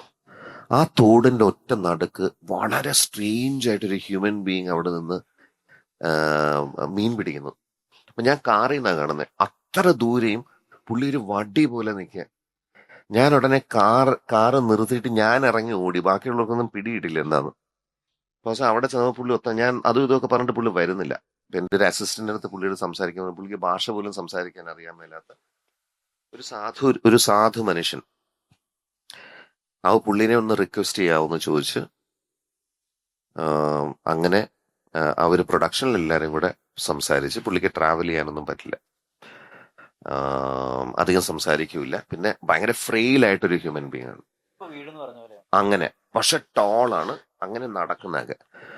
അപ്പൊ ഞാൻ കണ്ണൂര് തന്നെ നട്ടുച്ച വെയിലത്ത് അവിടെ ഒരു പാടത്തില് കുറച്ച് വെള്ളമുണ്ട്. അപ്പൊ ഈ ചില സമയത്ത് ടോപ്പ് ലൈറ്റിൽ ഭയങ്കര ഷിമ്മറിങ് എഫക്റ്റ് ഉള്ള വെള്ളത്തിന് ഭയങ്കര ഇൻട്രസ്റ്റിംഗ് അത്. അപ്പൊ ഞാൻ ഈ മനുഷ്യനെ ആ ഷിമ്മറിങ് എഫക്റ്റ് ഉള്ള വളരെ ഷാലോ വാട്ടറാണ് പുള്ളിനെ കൊണ്ട് നടത്തിച്ചു. നിൽക്കുക, തിരിഞ്ഞ് നടക്കുക, അത് ലെയർ എടുത്ത് പിന്നെ തേക്കടി പോയി മറ്റേ ഷൂട്ട് ചെയ്ത് ഞാൻ ബ്ലെൻഡ് ചെയ്തു. Oh nice. അതാണ് അതിന്റെ സീക്രട്ട്. അതെ, ശരിക്കും you made us wait for that moment. ആ ഒരു ഫസ്റ്റ് 3 seconds ഇല്ലേ, നമ്മൾ ഇത് ഇവിടെ എന്താ സംഭവിക്കുന്നതെന്ന് പറയുമ്പോൾ music changes and that was a cue for him to actually move. Absolutely, that was a moment. Thank you so much for that. Sneha വേറൊരു സ്ഥലത്ത് മെൻഷൻ ചെയ്തിട്ടുണ്ട് that you have never hired anyone in your team എന്നുള്ളത്. And looks like she is doing a great job for sure. ഇവിടെ ഇരിക്കുന്ന പലർക്കും നിർവാണയിൽ work ചെയ്യണം എന്നുള്ളത് തീർച്ചയായിട്ടും ഒരു ആഗ്രഹമായിരിക്കാം. If in case you hire, എന്തായിരിക്കും ഒന്ന് രണ്ട് qualities that you probably would be looking? ഇല്ല, അതുകൊണ്ട് തന്നെയാണ് ഞാൻ ഒന്നാമത്തെ അതൊരു ഡിഫറൻസ് സ്കില്ല. ഹയർ ചെയ്യാന്ന് പറയുന്ന പ്രോസസ്സ് ഒരു ഡിഫറൻസ് സ്കില്ല. എനിക്ക് ധാരാളം സമയമുണ്ടെങ്കിൽ മേ ബി, പക്ഷെ എന്നാലും അതിലൊക്കെ എന്താ ഒരു ജഡ്ജ്മെന്റ് ഒക്കെ, നമ്മളൊരു ജഡ്ജ്മെന്റ് വെച്ചിട്ട് എങ്ങനെയാണ് നമുക്ക് ആരെയും പ്രിഡിക്റ്റ് ചെയ്യാനോ നമുക്ക് ഒരാളെ ജഡ്ജ് ചെയ്ത് നല്ലതോ ചീത്തയോ ഒന്നും എനിക്കറിയില്ല. I just whoever it is I work with them and I take maximum out of them, they take maximum out of me. ഞങ്ങൾ വഴക്കുണ്ടാക്കും, അടി വെക്കും, മിണ്ടാണ്ടിരിക്കും, എല്ലാം ചെയ്യും. ഞാൻ കുറച്ചും കൂടി ഇമോഷണൽ ആയതുകൊണ്ട് അത് കൂടെ നടക്കും. അത് ഞാനുമായിട്ട് 2 വർഷമൊക്കെ വർക്ക് ചെയ്ത് കഴിയുമ്പോഴേ ആൾക്കാർക്ക് എന്നെ മനസ്സിലാവും ഇതാണ് കക്ഷി എന്ന് പറഞ്ഞാൽ പിന്നെ മീൻസ് ഓക്കെ. ഞാൻ മൂഡ് ഔട്ട് ആവും, ഒക്കെ ആവും. അപ്പൊ എനിക്ക് അങ്ങനെ ജഡ്ജ് ചെയ്തൊന്നും ഹയർ ചെയ്യാനൊന്നും എനിക്കറിയില്ല, ആരാണെങ്കിലും ഓക്കെ. സോറി, ഇത്തിരി ഡാർക്കാണ്. സ്വന്തം ഭാര്യ 3 മാസം പ്രഗ്നന്റ് ആണെന്ന് പോലും അറിയാത്ത വ്യക്തിയാണ്. അതെ, അങ്ങനത്തെ ഇതിന്റെ അകത്ത് കുറെ സൈഡ് ഉണ്ട്. അത് മുമ്പോട്ട് പോകുന്നത് അത് സ്നേഹം ആയതുകൊണ്ടാണ്. അതെ, ഞങ്ങൾ കല്യാണം പോലും തീരുമാനിച്ചിട്ട് വളരെ ചെറിയ രജിസ്റ്റർ മാരേജ് ആയിരുന്നു. 4 പ്രാവശ്യം കല്യാണം മാറ്റി. കാര്യം ഓരോ പ്രാവശ്യം വീട്ടുകാര്, അതായത് വേറെ ആരുമില്ല, സ്നേഹയുടെ പേരൻസും എന്റെ പേരൻസും മാത്രമേ ഉള്ളൂ. വന്നെല്ലാം റെഡിയാ, നാളെ കല്യാണം, അന്നൊരു കോൾ വരും, പിറ്റേ ദിവസം ഞാൻ ഷൂട്ടിന് പോകും. 4 പ്രാവശ്യം ഫാമിലി ഷൂട്ട് ചെയ്യാൻ ഭാഗ്യം. അതെ. Right. Speaking of Sneha is like the producer, right? ശരിക്കും ഒരു പ്രൊഡ്യൂസറിന്റെ റോൾ എന്താണെന്ന് പലർക്കും അറിയില്ല. നമ്മൾ പുറത്തു നോക്കുമ്പോൾ ഒരു പ്രൊഡക്ഷൻ ഹൗസിനെ മുമ്പോട്ട് കൊണ്ടുപോകുന്നത് എങ്ങനെയാണ്. അപ്പം കഴിഞ്ഞ ഒരു റൗണ്ട് ടേബിൾ അവർ പറഞ്ഞിട്ടുണ്ടായിരുന്നു, പലരും ഒരു പ്രൊഡ്യൂസർ ആകാനായിട്ട് ശ്രമിക്കാറ് പോലുമില്ല. ഒരു സിനിമാറ്റോഗ്രാഫർ ആകാം, അല്ലെങ്കിൽ ഒരു ഡയറക്ടർ ആകാം, പക്ഷെ പ്രൊഡ്യൂസർ എന്നുള്ള ഒരു തസ്തിക ഉണ്ട് എന്നും അതിലേക്ക് പോയാൽ അതും ഒരു വളരെ വലിയൊരു സ്ഥലമാണ് എന്ന് പറയാൻ ശ്രമിക്കുന്നുണ്ട്. അത് പറയാൻ ശ്രമിക്കുന്നതിന് അർത്ഥം പലരും അത് അറിയുന്നില്ല എന്നുള്ളതായിരിക്കുമല്ലോ. എന്താണ് ഒരു പ്രൊഡ്യൂസറിന്റെ റോൾ, പ്രത്യേകിച്ച് നിർവ്വാണയിൽ, എന്നൊന്ന് പറയാമോ? പ്രൊഡ്യൂസറിന് വളരെ വലിയ റോളാണ്. അതായത് അവിടെയാണ് അതിന്റെ എല്ലാം ഇരിക്കുന്നത്. കാര്യം ഞാൻ ഈ പറയുന്ന ജനറൽ ആയിട്ടുള്ള പ്ലാനിങ് അല്ലെങ്കിൽ ഒരു പ്രൊഡക്ഷൻ എങ്ങനെ പ്രൊഫഷണലി മുമ്പോട്ട് കൊണ്ടുപോകണമെന്നൊന്നും ഞാൻ പറയേണ്ട കാര്യമില്ല. ഞാൻ പറയുന്ന ഏറ്റവും വലിയൊരു പോയിന്റ്, പ്രൊഡ്യൂസർ ഒരു ക്രിയേറ്റീവ് കൂടെ ആണെങ്കിൽ it's extremely beautiful to have that process. കാര്യം ഒരു പ്രൊഡ്യൂസറിന് നമ്മുടെ കണക്കുകൂട്ടൽ അനുസരിച്ച് ഒരു ഫിനാൻസ് മാനേജ് ചെയ്യുന്ന ഒരാളാണെങ്കിൽ നമ്മൾ പറയുന്ന പല കാര്യങ്ങളും മനസ്സിലാകുക പോലുമില്ല. ഞങ്ങളുടെ ജീവിതത്തിൽ സംഭവിച്ചിരിക്കുന്ന വളരെ ഇൻട്രസ്റ്റിംഗ് ആയിട്ടുള്ള കാര്യം ഞാനൊരു വേറൊരു പ്രൊഡ്യൂസറിനെ കൺവിൻസ് ചെയ്യല്ല ചെയ്യുക. സാധാരണ അഡ്വർടൈസിങ്ങിൽ നടക്കുന്നൊരു പ്രോസസ്, ഇപ്പൊ ഞാൻ ഏതെങ്കിലും ഒരു പ്രൊജക്ട് കഴിഞ്ഞ് വന്ന ഓഫീസിലിരുന്ന് അടുത്ത വന്നിരിക്കുന്ന എന്തൊക്കെയാണെന്ന് ഒരു റിവ്യൂ നടത്തി അതിൽ okay I might do this film എന്ന് തീരുമാനിക്കുന്ന ഒരു സമയം, ഇത് ഞാൻ അടുത്ത മാസം അല്ലെങ്കിൽ next 2 months I can do this എന്ന് പറഞ്ഞ് ഞാൻ എൻ്റെ ടീമിന്റെ അടുത്ത് പറഞ്ഞു കഴിഞ്ഞാൽ അവിടെ തൊട്ട് കോസ്റ്റിംഗ് പ്രോസസ്സ് തുടങ്ങും. ആ സമയത്ത് ഈ കോസ്റ്റിംഗ് പ്രോസസ്സ് തുടങ്ങുന്ന സമയത്ത് എൻ്റെ ജീവിതത്തിൽ എനിക്ക് ബാക്കി ഫിലിം മേക്കേഴ്സിന്റെ കാര്യം അറിയില്ല, എനിക്ക് ആ ഫിലിമിനെ പറ്റി ഒരു ഐഡിയ ഇല്ല. It might be just A 1 line brief. ഞാൻ അപ്പൊ എന്തിലാണോ ഇൻവോൾവ് ചെയ്തിരിക്കുന്നത് അതൊക്കെ കഴിഞ്ഞ് ഒരു മാസമൊക്കെ കഴിയുമ്പോഴത്തേക്കും കോസ്റ്റിംഗ് പ്രോസസ്സൊക്കെ ഒരു ജനറൽ കാൽക്കുലേഷനിൽ അതങ്ങോട്ട് പോയി കാണും. ഞാൻ ചിലപ്പം വന്നിട്ട് ഇതിന്റെ സ്റ്റോറി മാറ്റും. ഇതിന്റെ ലൊക്കേഷൻ ചിലപ്പോൾ പെട്ടെന്ന് വല്ല കുമിട് പുണ്ടിയിൽ ഷൂട്ട് ചെയ്യുന്ന സ്പെയിനിലാക്കും, അല്ലെങ്കിൽ നേരെ അവിടെ ഷൂട്ട് ചെയ്യാനുള്ളത് ഇവിടെയാക്കും. അതിൻ്റെ അകത്ത് ഞാൻ ആ സമയത്ത് കഥയ്ക്ക് എന്തൊക്കെയാണോ വേണ്ടത് ഇംപ്രവൈസേഷൻ വരും. അത് കുറയാൻ കൂടാം. അങ്ങനെ പല സമയത്തും ബഡ്ജറ്റിന് മേളിൽ പോയിട്ടുണ്ട്. പക്ഷെ ഞാനൊരു സ്ട്രേഞ്ചർ ആയിട്ടൊരു ക്രിയേറ്റീവ് ആയിട്ടൊരു കാര്യം മനസ്സിലാക്കാതെ ഒരു പ്രൊഡ്യൂസറിന്റെ അടുത്തല്ല. Sneha never said no to me. This is it. ഇതൊക്കെ will come back at one point. This film is like this, it's okay. അപ്പൊ എനിക്ക് ധൈര്യമായിട്ട് ക്രിയേറ്റീവ്ലി, അതുകൊണ്ടാണ് ഒരു producer also understand the creative side. പല സമയത്തും സ്നേഹയ്ക്ക് ഉറക്കമില്ലാത്ത രാത്രി 3 മണിക്കൊക്കെ ആയിരിക്കും. ഇപ്പൊ ഈ പറയുന്ന ഇപ്പം ലാലേട്ടൻ ഇതൊക്കെ എടുത്ത് ഇങ്ങനെ ഇട്ടിട്ട് ഇങ്ങനെ ഒരു കാരവാനിൽ ഇങ്ങനെ നിൽക്കുന്നതാണ് ഞാൻ കാണുന്നത് എന്നൊക്കെ 3 മണിക്കൊക്കെ എണീറ്റിട്ടേ ഇരിക്കും സ്നേഹനെ വിളിച്ചിട്ട് ഞാൻ ആദ്യം പറയുക ചിലപ്പോൾ. അപ്പൊ പല സമയത്തും ഇങ്ങനത്തെ ചില ഡ്രീമുകൾ വരുന്ന സമയത്ത് അതൊക്കെ ഉറക്കം കുളച്ച് കേൾക്കാറുണ്ട്. അത് ഫിനാൻസ് മാത്രം ബന്ധപ്പെട്ട ഒരു പ്രൊഡ്യൂസറിന് മനസ്സിലാവുക പോലുമില്ല. അപ്പൊ തന്നെ റിയാക്ടും ചെയ്യും. പാരാമ ബോറാണെന്നും പറയും, ചിലപ്പോൾ അത് വർക്ക് ചെയ്തോളൂ എന്നും പറയും. അതൊക്കെ എത്രയോ വർഷമായിട്ട്. ചേട്ടാ, സിനിമ ഒരുപാട് മാറിപ്പോയി നമ്മൾ പറയാറില്ലേ, പഴയ സിനിമകൾ, right from your monochrome days or black and white. ഇപ്പൊ കോൺസെപ്റ്റ് ഒക്കെ മാറുന്നു. അതേപോലെ പരസ്യങ്ങളും മാറുന്നുണ്ടാവില്ലേ? എസ്പെഷ്യലി അതിന്റെ ഡ്യൂറേഷൻ ആയിരിക്കാം, അതിന്റെ ഫോർമാറ്റ്സ് ആയിരിക്കാം. ഇപ്പോ 1916 വേണം, 16:9 വേണം, ലോഗോ ലെഫ്റ്റ്, ലോഗോ റൈറ്റ്, ഒരുപാട് കാര്യങ്ങളിലേക്ക് മാറ്റങ്ങൾ വന്നുകൊണ്ടിരിക്കുകയല്ലേ. ഈ ഒരു ജേർണി എങ്ങനെയാണ്? അത് പഴയ ഒരു തരത്തിലുള്ള അഡ്വർടൈസ്മെന്റ്സ് അങ്ങനെ നമുക്ക് മാറ്റി മാറ്റി വെക്കാൻ പറ്റും ഇപ്പോൾ advertisements, and this is how the future would be of advertisements. രണ്ട് കാര്യങ്ങളുണ്ട് തീർച്ചയായിട്ടും. Very important question for lot of students to understand if they listening. കാലം മാറുക എന്ന് പറയുന്ന ഒരു പുതുമയൊന്നുമല്ല. അത് മാറിക്കൊണ്ടിരിക്കും. കൾച്ചർ മാറും, കഥകൾ മാറും, ടെക്നോളജി മാറും.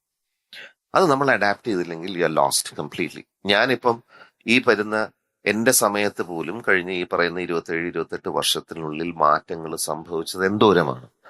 അതായത് ഒരു പ്രൊഡക്റ്റിനെ ഹാൻഡിൽ ചെയ്യുന്ന രീതിയാണെങ്കിലും, കഥ രീതിയാണെങ്കിലും, ഡ്യൂറേഷൻ ചില സമയത്ത്, പിന്നെ ടെക്നോളജി വന്നിരിക്കുന്ന, ഇപ്പൊ ഫിലിമിൽ നിന്ന് ഷൂട്ട് ചെയ്യുന്ന ഡിജിറ്റൽ മാറിയ സമയത്ത് ഫുൾ എക്സിക്യൂഷൻ സ്റ്റൈലേ മാറും. അതൊക്കെ ഇപ്പൊ പഴയ കഥയായി.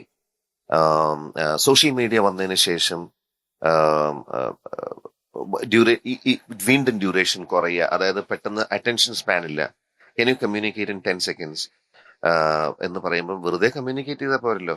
ഇന്ന് നമ്മളിൽ എല്ലാവരും, എവ്രിബഡി, ഇന്ന് ഫോൺ എടുത്ത് തുറന്നു കഴിഞ്ഞാൽ നിങ്ങൾക്ക് 2 സെക്കൻഡും 5 സെക്കൻഡും 10 സെക്കൻഡും ഒക്കെ നിങ്ങളൊക്കെ തന്നെ റാൻഡമായിട്ട് ഷൂട്ട് ചെയ്ത് ഒരു കാറ്റ് വീഡിയോ തൊട്ട് ഇമോഷൻ തൊട്ട് ട്രാജഡി തൊട്ട് എല്ലാം ഫോണിലുണ്ട്.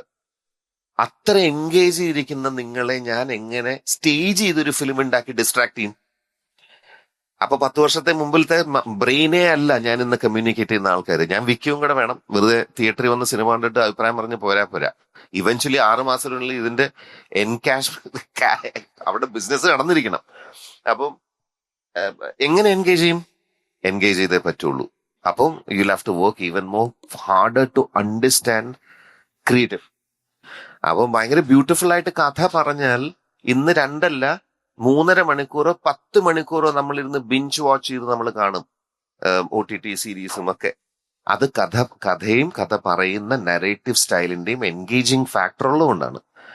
അപ്പൊ അതെന്തായാലും വേണം. പക്ഷെ അതിനുൾപ്പെടെ അതിന്റെ കൂടെ നമ്മൾ ഈ പറയുന്ന അതിനനുസരിച്ച് മാറി ടെക്നോളജി. ഇപ്പം ഞാൻ ഡ്യൂറേഷന്റെ കാര്യം പറഞ്ഞു. ഇന്ന് I'm just trying to maximum understand how I can incorporate AI. Because ഒട്ടും ചെറുതായിട്ട് കാണേണ്ട കാര്യമേ അല്ല. It's a big thing. And I'm not talking about 10 years. In 6 months time there will be situations in front of you.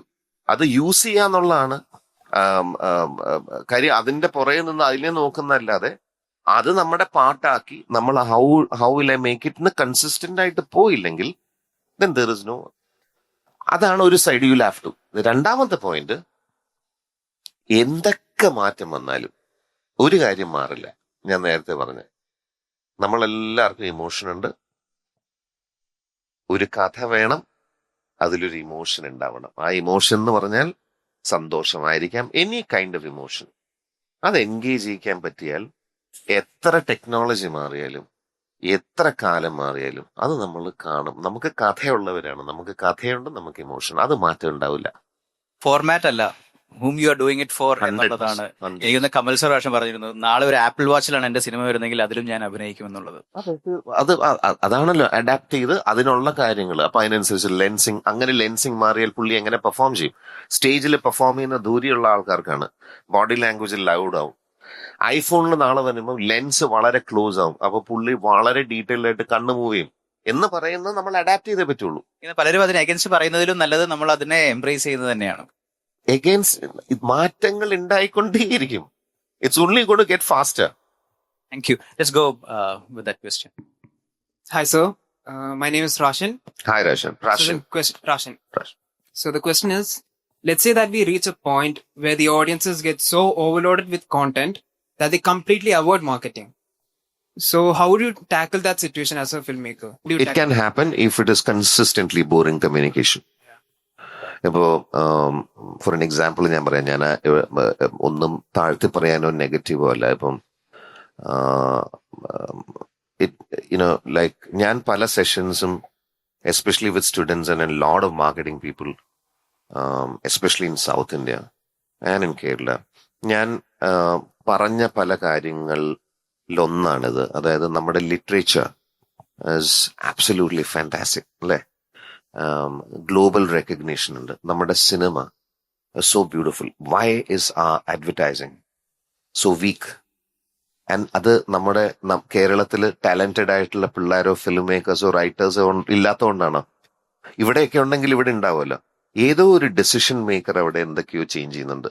അവർക്ക് കണ്ടത് തന്നെ കാണാനാണ് അവർക്ക് താല്പര്യം. അത് പ്രൊഡ്യൂസ് ചെയ്യാനും റിസ്ക് എടുക്കാനുള്ള ഇതില്ലാത്തതുകൊണ്ടാണ്. അപ്പൊ ഞാൻ ചോദിക്കാനുണ്ട്, ആരെങ്കിലും പുഷ് ചെയ്യണ്ടേ? അപ്പം ഞാൻ നേരത്തെ പറഞ്ഞ പോലെ ഒരു ജ്വല്ലറി കാറ്റഗറിയിൽ നടക്കുന്ന ഒരു അവസ്ഥയിൽ വേറൊരു കാര്യം കൂടെ ഞാൻ ചെയ്യാൻ ശ്രമിച്ചതിലൊരു മാറ്റം പറ്റുമെങ്കിൽ, ഇനി അടുത്തൊരു ജ്വല്ലറി ക്യാമ്പയിൻ പുതിയൊരു യങ്സ്റ്റർ ഒരു ഫിലിം മേക്കർ പോകുമ്പോൾ ഒരു നല്ലൊരു ആശയം കേൾക്കാൻ എനിക്ക് ഉറപ്പാണ് ഇന്ന് അവിടെ ഇരിക്കുന്നവർ പറയും, വേറെ എന്തെങ്കിലും ഉണ്ടോ? കല്യാണവും 15 മോഡൽസും കാറും സെലിബ്രിറ്റി നല്ലതെന്ന് പറയുന്നല്ലാതെ വേറെ നിങ്ങളുടെ കയ്യിൽ ഇരിപ്പുണ്ടോ? അതൊരു ഓപ്പർച്യൂണിറ്റി തുറക്കും എന്ന് ഞാൻ വിശ്വസിക്കുന്നു. സോ തീർച്ചയായിട്ടും ബോറായിരിക്കും ഒരേ കാര്യം ചെയ്തുകൊണ്ടിരുന്നാൽ. എസ്പെഷ്യലി മാർക്കറ്റിംഗ് സൈഡിൽ എത്രയോ ഫിലിംസ് നമ്മളെ ഇറിറ്റേറ്റ് ചെയ്യുന്നു, എസ്പെഷ്യലി അഡ്വർടൈസിങ് അല്ലെ? അത് നമുക്ക് നിവർത്തിയില്ല, കണ്ടോണ്ടിരിക്കേണ്ടി വരിക. അതിൻ്റെ അകത്തൊരു പോയിന്റ് ഇല്ല, എന്തൊക്കെയോ നടക്കുന്നു. അത് ഫിലിം മേക്കേഴ്സിന്റെയോ റൈറ്റേഴ്സിന്റെയോ പ്രശ്നമല്ല, ഈ പറയുന്ന സോ കോൾഡ് ഡെസിഷൻ മേക്കേഴ്സിന്റെയാണ്. അപ്പൊ നമുക്ക് ഇങ്ങനെയൊക്കെ പവർ കൊണ്ടുവരാൻ പറ്റുള്ളൂ.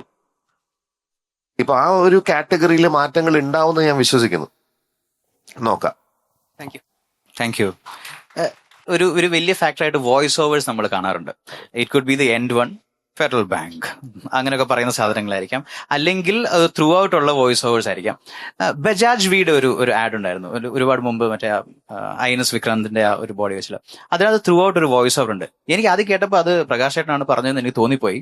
അല്ലല്ലോ അല്ലേ? അല്ല. ഓക്കെ, ഭയങ്കരമായിട്ട് ഒരു ടെക്സ്ചർ അതിനകത്തുണ്ട്. ആ ഒരു വോയിസ് ഓവറിന്റെ ഒരു ഇത് പക്ഷെ എല്ലാ ആഡ്സിലും ഇല്ല താനും. Like how do you balance it out? Like where do you think that voice over would എനിക്ക് ജനറലി വോയിസ് ഓവർ, ഒരു അഡ്വർടൈസിംഗിൽ വോയിസ് ഓവർ, ഞാൻ ഒരു വോയിസ് ഓവറിന്റെ ഫാനേ അല്ല. കാര്യം ഈ വോയിസ് ഓവർ എന്ന് പറയുന്ന കാര്യം തന്നെ അത് വരുമ്പോ തന്നെ ഈ പഴയ വിളംബരം എന്നൊക്കെ പറയുന്ന ഒരു അവസ്ഥയാവും. അപ്പൊ തന്നെ എന്റെ പ്രൊഫഷനോട് എനിക്കൊരു പുച്ഛം തോന്നും. ഇതെന്തോ ഞാൻ എന്തൊക്കെയോ. അപ്പൊ ഞാൻ ഫാനില്ല. ഇപ്പൊ if you look at all my campaigns before, whether it's Vodafone, H, ഒന്നിലും വോയിസ് ഓവർ ഇല്ല. Film will have an idea and it will land on a line. Happy to help. അത്രേ ഉള്ളൂ. അത് ആരും ഞാൻ അവിടെ ഇരുത്തുന്നു ഹാപ്പി ടു ഹെൽപ്പ് എന്നൊന്നും ആരും പറയൂല. ഹാപ്പി എന്റെ ചായം അങ്ങോട്ടാണ്, ഒരു രക്ഷയില്ലെങ്കിൽ. പക്ഷെ ഇപ്പൊ ഈ പറഞ്ഞ ഫിലിം അത് വോയിസ് ഓവർ ആയിട്ടല്ല ഞാൻ ചെയ്തത്, അതൊരു നരേഷൻ ആയിട്ടാണ് ചെയ്തത്. അത് ഒരു വോയിസ് ഓവർ ആയിട്ടോ നമ്മൾ എന്തോ വിൽക്കാൻ ഇങ്ങനെ ശ്രമിക്കുമെന്ന് അയാളുടെ ഇമോഷൻ പറയാണ്. അയാൾ ഒരു പഴയ ആർമി ഓഫീസറാണ്. അത് നമ്മള് ചില നരേറ്റീവ് പാറ്റേൺ അല്ലേ. ഇപ്പൊ വിൻസ് മേരിയിൽ തന്നെ ഞാൻ അവസാനം ചെയ്യുന്ന സമയത്ത് ഞാനത് വോയിസ് ഓവർ ആയിട്ടുള്ള ആ ചിരിയോടുകൂടി ചേർത്തിട്ടാണ് ആരും കൊതിച്ചു പോകും എന്ന് പറയാം. അപ്പൊ അത് ആരും കൊതിച്ചു പോകും വിൻസ്മര വരും ബസ് സ്റ്റാൻഡിലൊക്കെ കേൾക്കുന്ന പോലെ ഇരിക്കും. അത് ഭയങ്കര ബോറാ. ഞാൻ അതിന്റെ ഫാനേ അല്ല. Next question please. Sir, my name is Salman Ashraf hi Salman. from Malpuram. Sir, എന്റെ ക്വസ്റ്റ്യൻ എന്താ വെച്ച് കഴിഞ്ഞാൽ, പൊതുവെ ഇന്റർനാഷണൽ ആയിട്ടുള്ള ബ്രാൻഡുകളുടെ പരസ്യങ്ങളൊക്കെ അല്ലേ മുംബൈ അതുപോലെ ബാംഗ്ലൂർ തുടങ്ങിയ മെട്രോ സിറ്റികളിൽ വെച്ചിട്ടാണ് ചെയ്യാറുള്ളത്, അവിടുത്തെ ഏജൻസികൾ ചെയ്യാറുള്ളത്. അപ്പോ അതിൽ ഫസ്റ്റ് ക്വസ്റ്റ്യൻ, നമ്മൾ അങ്ങോട്ട് മാറേണ്ടതുണ്ടോ? ആ ഒരു പ്ലേസിലേക്ക് മാറിക്കഴിഞ്ഞാൽ മാത്രമേ അങ്ങനത്തെ ഒരു ആഡ് കാര്യങ്ങൾ നമുക്ക് ചെയ്യാൻ പറ്റൂ. പിന്നെ അതിനോട് കണക്ട് ചെയ്തിട്ടുള്ള സെക്കൻഡ് ക്വസ്റ്റ്യൻ, ഇപ്പോ കോഴിക്കോട് പറഞ്ഞ കമ്പാരിറ്റീവ്ലി ഒരു ചെറിയ സിറ്റിയാണ്. അപ്പൊ ഇവിടെയുള്ള ഒരു ഏജൻസിക്കോ അതല്ലെങ്കിൽ ഒരു പേഴ്സണോ ഈ സംഭവം നമുക്ക് എക്സിക്യൂട്ട് ചെയ്യാൻ കഴിയുമോ ഇത്തരത്തിലുള്ള ബ്രാൻഡുകളുടെ? തീർച്ചയായിട്ടും പറ്റും. ഞാൻ റൈറ്റ് എക്സാമ്പിള്, ഞാൻ തുടങ്ങുന്ന സമയത്ത് ബാംഗ്ലൂര് ആണ് ഞാൻ 93 തൊട്ട് എന്റെ ഗ്രാജുവേഷൻ കഴിഞ്ഞിട്ട്. ബാംഗ്ലൂർ അഡ്വർടൈസിങ് ഹബ്ബേ അല്ല, ഇപ്പോഴും അല്ല അപ്പോഴും അല്ല. അഡ്വർടൈസിങ്ങിന്റെ പ്രധാന വില്ലന്മാരെല്ലാം ഇരിക്കുന്ന ബോംബെയിലാണ്, എല്ലാ ബ്രാൻഡ്സും ഇരിക്കുന്ന ഡൽഹിയിലാണ്. ഞാൻ അവിടെ തുടങ്ങുക. പലവരും ആ സമയത്ത് ഇവൻ ആരാണ് ബാംഗ്ലൂര് എന്ന് തോന്നാം. എനിക്ക് ഇൻസെക്യൂരിറ്റി വരാം. ബോംബെ പോയി അതിന്റെ നടുക്ക് നിന്ന് എനിക്ക് പറ്റില്ല, താല്പര്യമില്ല, എനിക്ക് അങ്ങനത്തെ ലൈഫ് സ്റ്റൈലും ഇഷ്ടമല്ല. അല്ലാതെ ഞാൻ അവിടെ വേറൊന്ന്, അന്നൊന്നും നമുക്ക് വിവരമില്ല, എന്റെ കംഫർട്ടാണിത്. പക്ഷെ എനിക്ക് പറയേണ്ട കാര്യങ്ങളിലൊക്കെ ഒരു മീറ്റിങ്ങിലോ ഒരു ഫോൺ കോൺവെർസേഷനിലോ ഞാൻ പറയുന്ന കാര്യങ്ങളിലായിരുന്നു പ്രസക്തി എന്ന് എനിക്ക് പിന്നീട് മനസ്സിലായി. അത് എവിടെ ഇരുന്നാലും അത് കാര്യം എന്നറിയാം, അതെല്ലാം കൂടെ ഒത്തുവരുന്ന റേറാ. ഇപ്പൊ സൽമാൻ ഒരു സ്ഥലത്തിരുന്നൊരു പോയിന്റ് ആ ആശയത്തിന് അർത്ഥമുണ്ടെങ്കിൽ എവിടെ ഇരുന്നാലും അത് വർക്ക് ചെയ്യും. അതിന് സംശയമൊന്നുമില്ല. പ്രൈം എക്സാമ്പിൾ ആയിരിക്കുന്നത്. ഞാൻ എങ്ങും പോയിട്ടില്ല. ബാംഗ്ലൂർ പോയത് അഡ്വർടൈസിങ്ങിന് വേണ്ടിയില്ല, ഇന്നും ബാംഗ്ലൂരിൽ. Okay, thank you sir. Thank you Salman, thank you so much. എവിടെ ഒരു സ്ഥലത്ത് പ്രകാശനും പറഞ്ഞിട്ടുണ്ട്, if an ad looks like that's a Prakash Varma ad, I wouldn't want someone to say that എന്നുള്ളത്. എന്താണ് അതിന്റെ ഒരു റീസൺ? അത് രണ്ട് കാര്യങ്ങൾ. ഒന്ന്, നമ്മുടെ ചില ശൈലികൾ അവിടെ ഇവിടെ വരാം, അതൊക്കെ. ഇപ്പം സത്യേട്ടന്റെ ഇപ്പം സത്യനന്ദ കാണുന്നതെന്ന് ഇപ്പൊ പല സിനിമകളും നോക്കിക്കഴിഞ്ഞാൽ, പക്ഷെ സിനിമകൾ വ്യത്യാസമാണ്. പക്ഷെ അതിനുപരി നമ്മുടെ ഈ ടിപ്പിക്കലായിട്ട് ഇത് കാണുമ്പോ തന്നെ അങ്ങോട്ടാണല്ലോ എന്ന് തോന്നുന്ന, അല്ലെങ്കിൽ ഒരു ജോണറിൽ പിടിച്ചു നിൽക്കുക. ഇപ്പം ഞാൻ ഭീകരമായിട്ടുള്ള ഫൈറ്റ് ഫിലിംസ് ചെയ്തിട്ടുണ്ട്, ആക്ഷൻ കമേഴ്ഷ്യൽസിൽ, വലിയ ആക്ഷൻ, അടിയിടി, പറപ്പ്, ബഹളം. I have done films like this which is very simple. ഇപ്പൊ സൂസൂസ് എന്ന് പറയുന്നൊരു അതിനൊരു ജോണർ പോലും ഇല്ല. അത് ഹ്യൂമർ ആണോ എന്താണോ ആനിമേഷൻ ആണോ ആർക്കും ഒന്നും എനിക്കും അറിയാൻ പാടില്ല.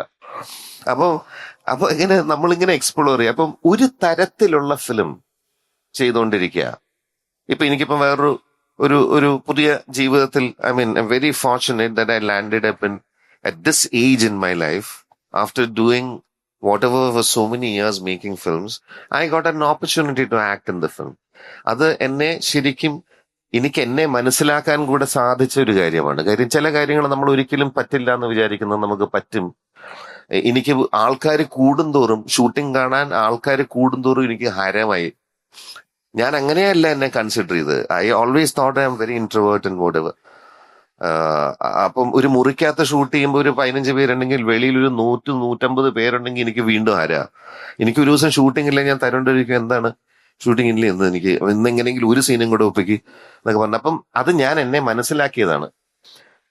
ഈ പറയുന്നത് തന്നെ ഇത്രയും നാളും ഞാൻ അഡ്വർടൈസിംഗിൽ ചെയ്തത് അത് തന്നെയായിരിക്കും ഐ തിങ്ക് സിനിമയിലും അഭിനയിക്കുന്ന സമയത്ത് ഞാൻ ശ്രമിക്കുക. കാര്യം ഒരു കാര്യം ചെയ്യുന്നതിലും വളരെ ഡിഫറെന്റ് ആയിട്ട് എന്തെങ്കിലും, ഞാനിപ്പോ ഇങ്ങനെ ഒരു ഹ്യൂമർ ബേസ്ഡ് ഒരു ക്യാമ്പയിൻ ചെയ്താൽ ഞാൻ ഒരു വർഷത്തേക്ക് I will not touch any campaign based. ഞാൻ ബോർഡാവും, ഭയങ്കര ബോർഡാവും. അതാണ് ഞാൻ ഉദ്ദേശിച്ചത്. ശൈലി വരാം. ഹ്യൂമർന്ന് പറഞ്ഞുകൊണ്ടാണ് ജെംസ് ആഡിനെ കുറിച്ച് പറയാതിരിക്കാൻ പറ്റില്ല. ഇത്രയും മധുരമുള്ള ഒരു ആഡ് വേറെ ഞങ്ങൾ കണ്ടിട്ടില്ല. ആ ഒരു പ്രോസസ് കൊണ്ട് പറയാമോ? ലൈക്ക് അത് കൺസീവ് ചെയ്തത് ആ ഒരൊറ്റ നീല ജെംസിലാണ് ഒരാളുടെ ജീവിതം മാറി പറഞ്ഞത്. അതിൻ്റെ അകത്ത് 2-3 കാര്യങ്ങളുണ്ട്. അത് ഇൻഫാക്ട് അവിടെ ചെറിയ മാർക്കറ്റിംഗ് ഇൻവോൾവ്മെന്റ് ഉണ്ടായിരുന്നു, അല്ലെങ്കിൽ കുറച്ചും കൂടെ ബ്യൂട്ടിഫുൾ ആവായിരുന്നു. അത് ജസ്റ്റ് ഒരു ടെംപ്ടേഷനാണ്. ആ ടെംപ്ടേഷനിൽ ഉണ്ടാകുന്ന ഒരു മെസ്. അതായത് ഞാൻ ഈ പല സമയത്തും എസ്പെഷ്യലി ഇന്റർനാഷണൽ ട്രാവലിലൊക്കെ ഞാൻ എപ്പോഴും ഒരു 1-2 ദിവസം മാറ്റിവെക്കും. അവിടുത്തെ ഒന്നില്ലെങ്കിൽ ഏതെങ്കിലും ഒരു ആർട്ടിസ്റ്റിന്റെ സ്പേസ് പോയി വിസിറ്റ് ചെയ്യോ, അവരുടെ കൂടെ 1-2 ദിവസം താമസിക്കുകയോ, അല്ലെങ്കിൽ അവരുമായിട്ട് ബന്ധപ്പെട്ട ഞാൻ ഇതുവരെ അറിയാത്ത, ഞാൻ പറയുന്ന വലിയ മോമ എന്നൊക്കെ പറയുന്ന വലിയ ഈ പറയുന്ന മ്യൂസിയം അല്ല, നമ്മളൊന്നും ഒരിക്കലും കേൾക്കാത്ത ചെറിയ മ്യൂസിയംസ് ഉണ്ടാവും, ചെറിയ വർക്കുകൾ ഉണ്ടാവും.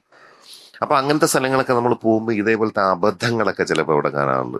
ഇപ്പൊ കഴിഞ്ഞ ദിവസം ഇൻസ്റ്റഗ്രാമിൽ കണ്ടിട്ടില്ല, ഏതോ ഒരു വലിയൊരു മ്യൂസിയത്തിൽ ഒരു വളരെ വലിയ ചെയ്ത ഒരു ആർട്ടിസ്റ്റ് ചെയ്തൊരു ചെയറിൽ ഒരാൾ പോയി ഇരുന്ന് ഒടിഞ്ഞു വീണു. അപ്പോ ഇതൊക്കെ നമ്മൾ കണ്ടിട്ടും കേട്ടിട്ടുണ്ട്. അപ്പൊ അതെങ്ങനെയെങ്കിലും നമുക്ക് ഇൻകോർപ്പറേറ്റ് ചെയ്യാൻ പറ്റുന്ന, ഇതൊക്കെ നമ്മുടെ തലയിലിരിക്കുമ്പോൾ ഒരു സാഹചര്യം വന്ന് വീഴും. പക്ഷേ അത് ഞാൻ ചെയ്യുന്ന സമയത്ത് ഞാൻ ഉദ്ദേശിച്ചത് ആക്ച്വലി ഒരു proper installation of A woman. And it's just at the point of breast, it was another color of gem, which is a blue color. This was the first idea, basically. So it's exactly the same. But they said, അങ്ങനെ ഈ പറയുന്ന woman ആയിട്ടൊക്കെ വെച്ച് കഴിഞ്ഞു കഴിഞ്ഞാൽ പിന്നെ അതിന്റെ പ്രശ്നം. ഞാൻ പറഞ്ഞു, it's an installation, nobody will have a problem. അപ്പൊ അവിടെയാണ് ചിലപ്പോൾ മാർക്കറ്റിംഗ് ലീഡേഴ്സിന് ചെറിയ പ്രശ്നങ്ങൾ ഉണ്ടാവും. Because it's an installation, it's not like a proper woman lying down. That would have opened up topics, conversation. Ad would have even got bigger than this, traveled much more deeper. പക്ഷെ എന്നാൽ തന്നെ എന്റെ humour എന്ന് പറയുന്നത് ഈ പറയുന്ന ഒരു സംഭവമാണ്. ഇതുമായിട്ട് ബേസ് ചെയ്ത് 2 എണ്ണം ചെയ്തു. ഒന്ന് coming from the ground. And അത് കഴിഞ്ഞിട്ട് എനിക്ക് തോന്നുന്നത് മാർക്കറ്റിംഗ് ടീം ആക്ച്വലി ചേഞ്ച്ഡ്. പിന്നെ I have not done after anything. ഈ ഡാമിയൻ മോറിനെ എവിടെ നിന്ന് കിട്ടി? ഞാനത് കഴിഞ്ഞ ദിവസം ഗൂഗിൾ ചെയ്തപ്പോ ശരിക്കും അങ്ങനെ ഒരു ആർട്ടിസ്റ്റ് ഉണ്ട്. അത് തപ്പി I shot that in Malaysia. കാര്യം മലേഷ്യയിൽ ഷൂട്ട് ചെയ്യാൻ ഒരു കാര്യമുണ്ട്, ഇവിടെ ഒന്നും ഷൂട്ട് ചെയ്യാൻ പറ്റാത്തതുകൊണ്ടല്ല. ഞാൻ ആ കാലത്ത് വർക്ക് ചെയ്തുകൊണ്ടിരുന്ന സൂൻ എന്ന് പറഞ്ഞിട്ടൊരു വളരെ ബ്രില്യൻ്റ് ആയിട്ടൊരു പ്രൊഡക്ഷൻ ഡിസൈനർ ഉണ്ടായിരുന്നു. അപ്പം പുള്ളിക്ക് ഞാൻ പറയുന്ന കിട്ടുമായിരുന്നു. ഇതൊരു പാർക്കിംഗ് ലോട്ടാ, അത് ഞാൻ മ്യൂസിയം ആക്കി മാറ്റിയതാ. കാര്യം മ്യൂസിയത്തിലൊന്നും പോയി ഷൂട്ട് ചെയ്യാം. ഒരു പാർക്കിംഗ് ലോട്ടിൽ rest of the spaces concrete fill ചെയ്തിട്ട് അവസാനം കക്ഷിനെ കിട്ടിയ മലേഷ്യന്ന്. Next question. Hi, sir. I'm Nevika. Hi, Devika. You have worked with global and Indian brands, right? So, how do you adapt the content on for different cultural contexts without losing its authenticity? Yeah, I think anything that you develop, I think നമുക്ക് എപ്പോഴും rooted അല്ലെങ്കിൽ anything that you develop, correct? Culturally or whatever, or anywhere that you do, you got to understand the root of that space. And I always do it. അത് important ആണ് for the foundation of any campaign or any creativity. നമ്മളൊരു പുസ്തകം എഴുതുകയാണെങ്കിലും അതിൻ്റെ അകത്ത് പലതും വരണമെന്നോ ഒന്നുമില്ല. ഒരു cinema ചെയ്യുന്ന സമയത്ത് നമ്മളൊരു ക്യാരക്ടറിനെ പറ്റി, ഇപ്പൊ ക്യാരക്ടർ നമ്മളിപ്പോ ഈ പറഞ്ഞൊരു ഒരു സംഭവമായിട്ട് വെച്ചോളൂ. അപ്പൊ ആ ക്യാരക്ടറിന് എന്തൊക്കെ വശങ്ങളുണ്ടെന്ന് നമ്മൾ മനസ്സിലാക്കുന്നത് നല്ലതാണ്. അത് ആ സിനിമയിൽ മുഴുവൻ വരാനല്ല, അതിനെപ്പറ്റി പൂർണ്ണൊരു ബോധം ഉണ്ടാവും. അപ്പം എന്ത് കാര്യത്തിലും വളരെ ഡീപ്പായിട്ട് അതിനെപ്പറ്റി മനസ്സിലാക്കി ചെയ്യുമ്പോൾ നമുക്ക് കുറച്ച് കാര്യങ്ങൾ ചെയ്താൽ മതി. ആ ചെറിയ കാര്യങ്ങളിൽ അതിനെപ്പറ്റി ആൾക്കാർക്ക് പിടികിട്ടും. അതുകൊണ്ട് അതാണ് ഞാൻ ശ്രമിക്കാറ്. Thank you. Wherever you go, our network follows എന്ന് പറയുന്നുണ്ടല്ലോ. ഈ പ്രകാശ് വർമ്മയെ എപ്പോഴും ഫോളോ ചെയ്യുന്ന ഒരു ക്യാരക്ടർ എന്താണ്? തീർച്ചയായിട്ടും വൺ തിങ് ഇസ് ജസ്റ്റ് ഈ പറയുന്ന ഒരു ആകാംക്ഷയുണ്ട്. അത് എന്റെ പുറകിൽ ഇങ്ങനെ എപ്പോഴും, അതായത് എന്ത് നോക്കിയാലും, even when I'm talking to, when I'm looking at your eyes, അതിൽ നിന്ന് എന്തെങ്കിലും കിട്ടുമോ എന്ന് പറയുന്ന, ഞാൻ എഫേർട്ട് എടുക്കാതെ നടക്കുന്നൊരു സാധനം എന്റെ പുറകിലുണ്ട്. അത് എന്തിൽ നിന്നും എന്തെങ്കിലും കിട്ടുമോ, അല്ലെങ്കിൽ എന്തെങ്കിലും സംഭവിച്ചാൽ അത് ഏതെങ്കിലും ഒരു സിറ്റുവേഷനിൽ എനിക്കത് വരും, എവിടെ നിന്നാണെങ്കിലും. So I think that constant hunt for things, yeah. നമ്മളൊക്കെ ചെറുപ്പത്തിൽ അല്ലെങ്കിൽ വളർന്നു വരുന്ന സമയത്ത് ഒരു പഠിക്കുന്ന സമയത്ത് ജോലി കിടക്കുമ്പം നമ്മളോട് പറയത്തില്ലേ this guy is a jack of all trades, is a master of none എന്നൊക്കെ പറയും. പക്ഷെ ഇപ്പൊ എനിക്ക് തോന്നിയിട്ടുള്ളത് it's better to be a jack of all trades. കാരണം നമ്മൾ പല കാര്യങ്ങൾ പല ജോലികൾ ചെയ്യുമ്പം ഒരാൾക്ക് തന്നെ 4-5 തരത്തിലുള്ള കാര്യങ്ങൾ ചെയ്യാൻ പറ്റുമ്പോൾ ഒരു എക്സ്ട്രാ അഡ്വാൻറ്റേജ് കിട്ടുന്നതായിട്ട് തോന്നാറുണ്ട്. Do you believe in jack of all trades or is it like still be the master of like one thing, have one skill and always better to know many things, there is no doubt about it. എനിക്ക് സാധിക്കില്ല, ഞാൻ അത്തരത്തിലുള്ളവനെ അല്ല. എനിക്ക് ഒരു കാര്യമേ ഒരു സമയത്ത് ചെയ്യാൻ പറ്റൂ. വേറൊരു കാര്യം ചെയ്യണമെങ്കിൽ ഞാൻ അതിനെ പറ്റി ഡീപ്പായിട്ട് പഠിക്കണം, അല്ലെങ്കിൽ എനിക്ക് പറ്റില്ല. ഞാൻ പറഞ്ഞ ചെറിയ കാര്യമാണെങ്കിലും മനസ്സിലായില്ലേ. ഇപ്പൊ നമുക്ക് പെട്ടെന്ന് ഇപ്പം അതിന്റെ ഇടയ്ക്ക് ഒരു സമയം കിട്ടും, നമ്മളിപ്പോ അന്നത്തെ ദിവസം പ്ലേറ്റ് വാഷ് ചെയ്യാന്ന് പറഞ്ഞാൽ ഞാൻ അതിന്റെ അകത്ത് കയറും. അപ്പൊ പിന്നെ വേറൊന്നും എനിക്ക് ഒന്നും പറ്റില്ല. അതിൽ PhD എടുത്തിട്ടേ ഇറങ്ങും. അല്ല അത് മുഴുവൻ അല്ലെങ്കിൽ ഈ സമാനം വരില്ല. So I can do multiple things, but it's always better if you can. Sneha can do, she does a lot of things at the same time. Absolutely brilliant. Yeah. Right. Next question. Good afternoon, sir. Myself Neha. Your ad films are known for concise but yet powerful, saying a lot by showing up very little things. And what are the essence of that kind of subtle storytelling? Essence of subtle stories. Subtle stories. Yes, sir. ഞാനിത് പല സ്ഥലത്തും പല ഒക്കേഷനിലും പറഞ്ഞതാണ്. Interesting ചോദ്യമാണ്. I think what is important, ഈ subtlety കൊണ്ടുവരാൻ ശ്രമിക്കുകയും നമ്മൾ എഫക്റ്റീവായിട്ട് കഥ പറയണമെങ്കിൽ നമ്മൾ അധികം കാര്യം പറയാതിരിക്കുക, especially in this format Yes, sir. അഡ്വർടൈസിംഗിൽ. അപ്പം ഒരു സ്റ്റോറി ബിൽഡ് ചെയ്ത് കഴിഞ്ഞാൽ പിന്നെ ഞാൻ ചെയ്യുന്നത് അതിൻ്റെ അകത്ത് അനാവശ്യം എലമെന്റ് എടുത്ത് മാറ്റും. അതിനെ ഞാൻ ശ്രമിക്കുക. എന്നിട്ട് ആ കോർ ഐഡിയ എന്താണോ അതിനെ ബേസ് ചെയ്ത് ചെയ്താൽ എനിക്ക് ധാരാളം സമയം വീണ്ടും കിട്ടും. അപ്പം അത് പറയുമ്പോൾ ഞാൻ ഒരു 10 കാര്യം പറയുന്നതിന് പകരം ആ ഒരൊറ്റ കാര്യം മാത്രമേ ഞാൻ പറയാൻ ശ്രമിക്കൂ. അതുമായിട്ട് ബന്ധപ്പെട്ടതായിരിക്കും എന്റെ അവസാനത്തെ ലൈൻ, അതുമായിട്ട് ബന്ധപ്പെട്ടതായിരിക്കും എന്റെ എല്ലാ ഷോട്ടും. കാര്യം ഞാൻ അത് മാത്രമേ പറയുന്നുള്ളൂ. അപ്പം ഒരാൾക്കും ഞാൻ പറയുന്ന പോയിന്റ് വിട്ടു പോകില്ല. അത് as a filmmaker, as a storyteller in this format I try to do most of the time. Sir, thank you, sir. Thank you. ആയിരക്കണക്കിന് പരസ്യങ്ങൾ ചെയ്തല്ലോ. പ്രകാശ് വർമ്മ എന്ന വ്യക്തി ചെയ്യില്ല എന്ന് പറയുന്ന പരസ്യങ്ങൾ എന്തെങ്കിലും ഉണ്ടോ? It could be A particular product. Of course. In fact 1-2 അബദ്ധങ്ങൾ ഇനീഷ്യൽ സ്റ്റേജിൽ നടന്നത് അതൊക്കെ റിലേഷൻഷിപ്പിന്റെ ബേസിസിലാണ്. പക്ഷെ അവരുമൊക്കെ ആയിട്ടൊക്കെ സ്ട്രോങ് റിലേഷൻഷിപ്പ് ഉണ്ട്. ഞാൻ അതിനുശേഷം ഞങ്ങൾ ഒരുമിച്ച് as a company we decided not to do. ഒന്ന് ഈ fairness cream, because I did one, and while I was doing I felt അത് ചെയ്തോണ്ട്, അതായത് ഫെയർനെസ് ക്രീം എന്ന് പറയുന്ന ഒരു product, and it is iconic business in the country. അത് ചെയ്യുമ്പോൾ ഞാൻ ഇങ്ങനെ ആലോചിക്കും, എന്താണ് ഞാൻ ചെയ്യുന്നത്? ആ പെൺകുട്ടിയുടെ മുഖത്ത് ആവശ്യമില്ലാതെ മേക്കപ്പ് ഇട്ട് കറുപ്പിക്കാൻ വേണ്ടും. എന്തൊരു ഈ തൊഴില് നമ്മളുമായിട്ട്, ഞാനൊരു ക്രിയേറ്റീവ് മനുഷ്യനാണ്. I'm trying to what I'm try. ഇത് ശരിക്കും സീരിയസ് സെല്ലിങ്. അപ്പൊ അങ്ങനത്തെ കുറച്ച് 2-3 categories I have clearly avoided.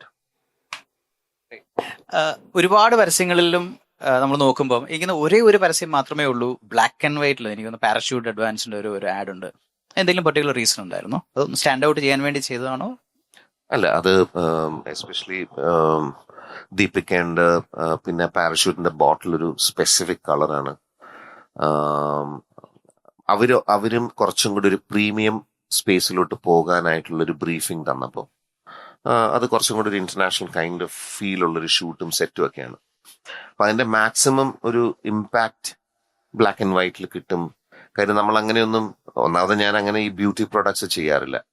അത് ദീപികയായിട്ടുള്ള ഒരു റിലേഷൻഷിപ്പ് വെച്ചിട്ടും ബ്രാൻഡുമായിട്ടും ആണ് ഞാൻ ചെയ്തത്. അപ്പം ഭയങ്കര ബോറായി, കളർഫുൾ ആയിട്ടുള്ള മുടിയൊക്കെ പറക്കുന്ന ഫിലിംസ് ഒക്കെ ഇല്ല, ഇങ്ങനെ പറന്നു പോകും മുടി, ഫാനൊക്കെ ഇട്ട്, ബോറ് പരിപാടിയാ. അപ്പം അത് വളരെ നാച്ചുറൽ ആയിട്ട് റിയൽ ആയിട്ട് ഷൂട്ട് ചെയ്ത്. അപ്പൊ ഒരു ബ്ലാക്ക് ആൻഡ് വൈറ്റ് ആകുമ്പോൾ കുറച്ചും കൂടി ഒരു ക്ലാസിക് ഫീൽ ഉണ്ടല്ലോ. അതിന് specific no reason, it looks a bit more premium. ദീപികയെ കുറിച്ച് പറഞ്ഞപ്പോഴാണ് നമ്മൾ വരുന്ന വഴിക്ക് സംസാരിച്ചിരുന്നു. വെള്ളത്തിന്റെ കുപ്പി വിൽക്കാൻ ദീപിക വരുന്നുണ്ട്. ദീപിക വന്ന് ലാസ്റ്റ് വന്നിട്ട് അതുവരെ സത്യമായിട്ടും എനിക്ക് മനസ്സിലായില്ല ഈ ഒരു ബിസ്ലറിയുടെ ബോട്ടിൽ കാണിക്കാൻ എന്തിനാണ് ദീപിക എന്നുള്ളത്. നിങ്ങൾ ആ ആഡ് കണ്ടുണ്ടാവും. ദീപിക വരുന്നു, കുറെ പേര് ഡാൻസ് ചെയ്യുന്നു, ലാസ്റ്റ് ബോട്ടിൽ ഫ്ലിപ്പ് ചെയ്യുന്നു, അത് കറക്റ്റ് ആയിട്ട് വന്ന് വീഴുന്നു, പുള്ളിക്കാരി നടന്നു പോകുന്നു. അതിന് ശേഷമാണ് സത്യം പറഞ്ഞാൽ ആ പരസ്യത്തിലെ ഏറ്റവും രസകരമായിട്ടുള്ള കാര്യം നടക്കുന്നത്. നിങ്ങൾ കണ്ടിട്ടില്ലെങ്കിൽ ഒന്ന് പോയി കാണണം. അതിന്റെ ആട് പുള്ളിക്കാരി ഫ്ലിപ്പ് ചെയ്ത് പോയി നടന്നു പോകുമ്പോൾ അവിടെ ഉള്ള ഒരു പയ്യൻ അത് ഫ്ലിപ്പ് ചെയ്യാൻ നോക്കുന്നുണ്ട്. ബാക്ക്ഗ്രൗണ്ടിൽ സ്ലൈറ്റ്ലി ഔട്ട് ഓഫ് ഫോക്കസിൽ, അത് ശരിക്കും വീഴുന്നുമില്ല. ആ ഒരു ടിപ്പ് ഞാൻ ഇൻഫാക്ട് ഞാൻ നേരത്തെ പറഞ്ഞു, ഇതിന് ഭയങ്കര സന്തോഷമുള്ളൊരു കാര്യമാണ് ഒരു ഫിലിം മേക്കറിനെ പറ്റി. നമ്മൾ ചില സമയത്ത് ഒരു ഫിലിം ചെയ്യുമ്പോൾ ഫിലിമുമായിട്ട് ബന്ധപ്പെട്ട പല കാര്യങ്ങൾ ആ കഥ പറയാൻ ചെയ്യേണ്ടി വരും, എൻഗേജ് ചെയ്യാൻ. അതാണ് ഫ്രണ്ട് ലൈൻ. പക്ഷെ ആസ് എ ഫിലിം മേക്കർ എനിക്കും എന്റേതായിട്ടുള്ള കുറച്ച് കീടയുണ്ട്. അത് ചിലപ്പോൾ ക്ലയൻസോ ആരും അറിയുക പോലും ഇല്ല. അത് ഞാൻ എനിക്ക് വേണ്ടി ചെയ്യുന്ന, എന്നെ സാറ്റിസ്ഫൈ ചെയ്യുന്ന, എന്റെ ക്രിയേറ്റീവ് മൈൻഡിനെ സാറ്റിസ്ഫൈ ചെയ്യുന്ന ചില ഷോട്ടുകൾ എൻ്റെ അകത്ത്. അത് ഞാൻ പലപ്പോഴും എൻ്റെ ടീം മെമ്പേഴ്സിന്, ഇത് 1000-ൽ ഒരാൾക്ക് വേണ്ടിയിട്ടായത്, അത് മനസ്സിലാക്കി എന്നെ ഫോൺ തപ്പി എന്നെ വിളിച്ചിട്ട് പറഞ്ഞു, പ്രകാശ്, ആ shot was this, no, that is for you, not for the client, not for selling. അതേപോലെ ഇന്ന് രാവിലെ ഇത് പറയുമ്പോൾ I say that shot is for you. അത് ഉണ്ടെങ്കിലും ഇല്ലെങ്കിലും ഒക്കെ ഫിലിം വർക്ക് ചെയ്യും. ആൻഡ് ദാറ്റ് 1000-ൽ-1 ആ ടൈറ്റിൽ എനിക്ക് വരേണ്ടതായിരുന്നു. പ്രകാശേട്ടാ, നമ്മൾ ആദ്യം സംസാരിക്കുമ്പോൾ തരുണും ഞാനും പ്രകാശേട്ടനും ഈ ഒരു ഇവന്റിനെ സംസാരിക്കുമ്പോൾ you had mention that you have a deadline of 10 or 15 days you have to finish. പിന്നെയാണ് അത് വിൻസ്മേരയാണെന്ന്. അപ്പൊ ഞാൻ വെച്ചു, പ്രകാശ് വർമ്മയ്ക്ക് ഡെഡ് ലൈൻ ഒക്കെ ഉണ്ടോ?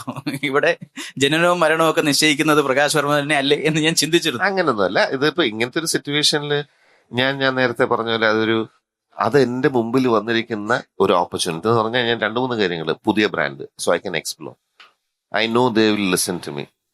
എന്റെ മുമ്പിൽ മോഹൻലാൽ 15 ദിവസമൊക്കെ എന്നെ സംബന്ധിച്ച് ആ സമയത്ത് ഇതെങ്ങനെ ടേൺ അറൗണ്ട് ചെയ്ത് എന്റെ അഡ്വാൻറ്റേജിന് ഉപയോഗിക്കാം എന്ന് പറയുന്നത്, നോ പറയാൻ എളുപ്പ. എല്ലാ കാര്യത്തിനും ഒന്നും ഞാൻ അതിലെ വെച്ച് ആടൂല. ഇതിൽ opportunity, I saw opportunity to change a lot of things. So 5 ദിവസമാണെങ്കിലും I try to change around. അതിൻ്റെ അത് പിന്നെ വേറൊന്നും വിഷയമല്ല. പ്രകാശ് ശർമ്മ നോ പറയില്ലെന്നും പറഞ്ഞിട്ടില്ല, നോ പറയൂന്നും പറഞ്ഞിട്ടില്ല. നോക്കാം. Question please. Hi sir, I'm Lana. Hi Lana.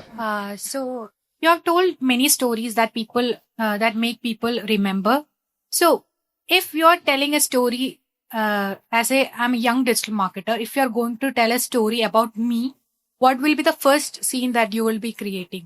So basically she is a digital marketer and she is asking you, if you are creating a story about her, what would be the first thing that you probably would be saying? Like ലോകത്തോട് എങ്ങനെ ഈ വ്യക്തി ഒരു digital marketer ആകും? ചുളുവിലൊരു പരസ്യം അടിച്ചെടുക്കാൻ ശ്രമിക്കുകയാണ്. അത് സാധിക്കില്ല. ബില്ല് വരും, ബില്ല്, വലിയ fat bill will come to your office. അത് ബിൽ ഗേറ്റ്സ് ആണ്, അത് വലിയ ബില്ലാണ്. അത് പ്രകാശേട്ടാ, ആയിരക്കണക്കിന് ഞാൻ ഈ ആയിരക്കണക്കിന് പറയുന്നത് കാരണം ആയിരക്കണക്കിന് ഉണ്ട്. ഞാൻ നിങ്ങളുടെ യൂട്യൂബ് ചാനലൊക്കെ പോയിട്ട് അതൊന്ന് കണ്ടു തീർക്കാൻ തന്നെ ഞാൻ കഷ്ടപ്പെട്ടു. ഇനിയും കണ്ടു തീർക്കാൻ ഒരുപാടുണ്ട്. ഇത്രയും പരസ്യങ്ങൾ ചെയ്തിട്ടും ഇത്രയും എക്സെപ്ഷണൽ ആയിട്ടുള്ള ട്രാക്ക് റെക്കോർഡ് ഉണ്ടായിട്ടും, like what keeps you going? അടുത്തൊരു സാധനം ഇപ്പൊ വിൻസ്മേര ചെയ്യുന്നതിന് തൊട്ട് മുമ്പ് വരെ ഐ തോട്ട് ഓക്കെ, ചെയ്യാവുന്നൊക്കെ ഇദ്ദേഹം ചെയ്തു, ഇനിയിപ്പം സിനിമയായിട്ട് പോകുന്ന വെച്ചു. And that's when Vinsmera happen. അപ്പം എങ്ങനെയാ, വാട്ട് കീപ്സ് യു ഗോയിങ്? ശരിക്കും ഫോർച്ചുനേറ്റ് ആണ്. ഐ മീൻ, എന്താ പറയാ, ഗ്രാറ്റിറ്റ്യൂഡ് മാത്രമേ ഉള്ളൂ. ഐ തിങ്ക് സാഹചര്യങ്ങൾ നമ്മൾ മുമ്പിൽ വരുമ്പം അത് കാണുക എന്നുള്ളൊരു എവിടെ ഒരു ഭാഗ്യം നമുക്ക് എല്ലാവർക്കും എപ്പോഴും കാണാൻ പറ്റില്ല, പക്ഷെ ചില സമയത്ത്. And I always follow that. അപ്പം ആ സാഹചര്യം വരുമ്പം നമ്മൾ ചെയ്യാത്തതെന്തോ ചെയ്യാൻ ശ്രമം നടക്കും. ആ ശ്രമം നടക്കുമ്പോൾ ഉള്ള ഭയങ്കര റിസ്ക് ഫാക്ടർ ഉണ്ട്. You are actually A very thin line. നമുക്കിത് കിട്ടുമോ ഇല്ലയോ എന്നറിയാത്ത സ്പേസിൽ കൂടെ നടക്കാണ് എനിക്ക് എപ്പോഴും താല്പര്യം.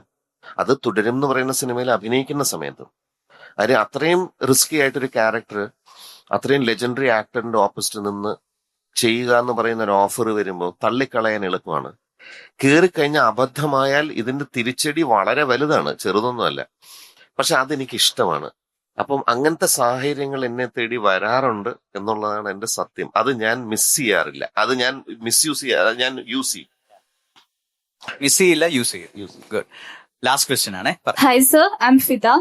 So my question is, when crafting campaigns that leave a cultural imprint, how do you decide which stories are worth telling and which ideas to let go? You can't actually take a decision like with a very peripheral question answer session like this. What happens is it comes with any briefing or any kind of situation comes with a certain kind of background. In case if it is not, I always used to ask them, can you give me something? Because, I can start from anywhere and I can go any direction. But you know what you really want. Can you give me more? Not ideas. Can you just talk about you a little more? What is your brand all about? What kind of culture that you're talking about? And I keep talking to them from whatever background they come from, because I love to spend time with them before creating anything. Even for an example, even this Vince, when I kept on asking, can you tell me more? What is speciality about you? There was no idea created at that time. What is that thing that, are you culturally like into this or any specific thing that you want to talk about? Not to come into the film, but at least I'll get an idea. Just imagine that you can go any direction. So I'll not be able to answer on a very flat question like that. But if there's a situation, I can tell you, okay, now, so this is a point. Maybe I can start off from here. So that's how normally it starts. Okay, so thank you. Thank you. Almost ഒരു last 1-2 questions നിർത്താല്ലേ? ആന്നോ വേണ്ടെന്നാണ് ഞാൻ ചോദിക്കാൻ പറയേണ്ടത്. Copy writing എത്രത്തോളം important ആണ് ഒരു ആഡില്? കാരണം പണ്ടൊക്കെ നമ്മൾ ഒരു ശ്രീനിവാസൻ ചേട്ടനൊക്കെ സ്ക്രിപ്റ്റ് ഇല്ലാതെ പോയി ഷൂട്ട് ചെയ്യുന്ന പറയുമെങ്കിലും ഒരു അഡ്വർടൈസ്മെന്റിൽ അത് എങ്ങനെയാണ് അത് വർക്ക് ചെയ്യുന്നത്? Especially when it comes to film, it is very important that what you are talking about. കാര്യം ഫിലിം ലാൻഡ് ചെയ്യുന്ന അവസാനത്തെ ലൈനിലാണ്. അത് എന്നെ സംബന്ധിച്ച് വളരെ ഇമ്പോർട്ടന്റ്. കാര്യം എന്റെ ഫുൾ സ്ട്രക്ചറിങ് ഇപ്പൊ ഞാൻ ഇൻവോൾവ് ചെയ്യാത്ത ഏജൻസി മുഖേന വരുന്ന ഒരു ക്യാമ്പയിൻ ആണെങ്കിൽ അവരും അതുമായിട്ട് ബന്ധപ്പെട്ട് പല 360 വർക്ക് ചെയ്തിട്ട് ഫിലിം എന്ന് പറയുന്ന ഒരു മീഡിയത്തിനാണ് എൻ്റെ അടുത്ത് വരുന്നത്. അപ്പൊ ചില സമയത്ത് സ്റ്റോറി ഉൾപ്പെടെ വരാം, ചില സമയത്ത് ബ്രീഫ് ഉൾപ്പെടെ വരാം. ഞാൻ അതിൽ മാറ്റങ്ങൾ വരുത്തുമെങ്കിലും ഞാൻ മാറ്റങ്ങൾ വരുത്തുന്ന സമയത്ത് ആ സമയത്ത് അവരോട് ചോദിക്കും, നിങ്ങൾ എന്താണ് പറയാൻ ഉദ്ദേശിക്കുന്നത്, എന്താണ് നമ്മുടെ line? Happy families in the sky, അതാണ് ഈ ലൈൻ. അപ്പൊ ഞാൻ ഫാമിലി ആയിട്ട് ബന്ധപ്പെട്ട് ട്രാവൽ ചെയ്ത് കാര്യം ഞാൻ I am nobody at that time to if they have written the line, full credit to them. I just, good or bad, I'll take it and I'll make a film around that line. Karyam, ആ line ആണ് landing point that people will talk about. ജെംസിന്റെ നോ ഉമർ for colour എന്നൊരു സാധനം, അതെ, അത് അങ്ങനെ വന്നതാണോ? അത് പീയൂഷിന്റെ ലൈനാണ്. അത് പീയൂഷ് പാണ്ഡെയുടെ ലൈൻ. പീയൂഷ് അറിയാം, ഞാൻ കുറെ കേട്ടിട്ടുണ്ട് നിങ്ങളുടെ ഇന്റർവ്യൂസും സെഷൻസും ഒക്കെ. ഈ കോപ്പി റൈറ്റിംഗ് പറഞ്ഞുകൊണ്ട് തന്നെ നമ്മളുടെ എന്റെ വൈഫ് അവിടെ നിന്ന് ചിരിക്കുന്നു. കാരണം ഒരു 2 ആഴ്ച ഞാൻ നിങ്ങളുടെ പരസ്യങ്ങളും റൗണ്ട് ടേബിളും മാത്രമാണ് ആ വീട്ടിൽ പ്ലേ ആയിക്കൊണ്ടിരുന്നത്. സോറി ചേട്ടാ, ഞാൻ ഒരു തെറ്റും ചെയ്തിട്ടില്ല. തെറ്റ് ചെയ്തൊക്കെ നമ്മളാണ്.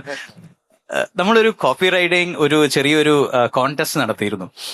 വേറൊന്നുമല്ല, നമ്മൾ എന്തായാലും പ്രകാശ് പറഞ്ഞ പോലെ ആള് വരുമ്പോൾ നമ്മളുടെ കുട്ടികളുടെയും നമ്മളുടെ എല്ലാവരുടെയും കഴിവുകൾ തെളിയിക്കാൻ ഇതിലും മറ്റു വേറൊരു അവസരമില്ലെന്നുള്ളതുകൊണ്ട് തന്നെ നമുക്കൊരു 10-300 എൻട്രീസ് വന്നു.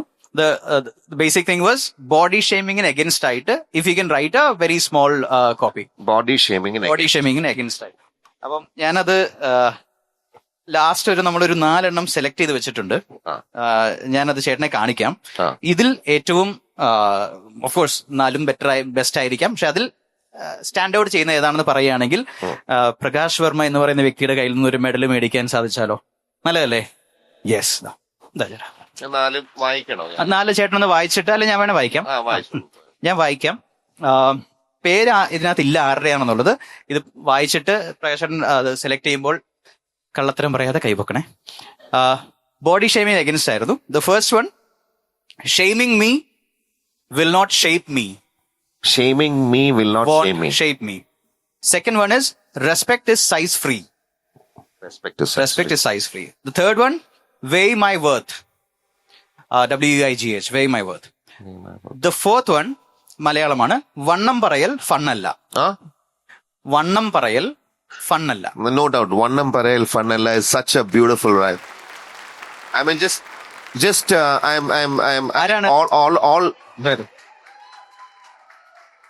Well done. I'll tell you something. I mean, all of them are very well thought. All whatever 4 selected അതിന്റെ അകത്തുണ്ട്. പക്ഷെ ഇത് എന്തൊരു സിമ്പിൾ ആയിട്ട് പറയാം. ഒരു റൈമുണ്ട്, അതിനൊരു സുഖമുണ്ട്, അതിനൊരു അർത്ഥമുണ്ട്. വണ്ണം പറയൽ ഫണ്ണല്ല. വാവ്, വെൽ ഡൺ, സൂപ്പർ. എന്തെങ്കിലും അങ്ങനെ ഒരു PSA എന്തെങ്കിലും ചെയ്യുന്നുണ്ടെങ്കിൽ we hope that you would take that line, and I don't think you would have a problem in taking it. Yeah. I'll let you know. On that happy note, let's give him a huge round of applause as well.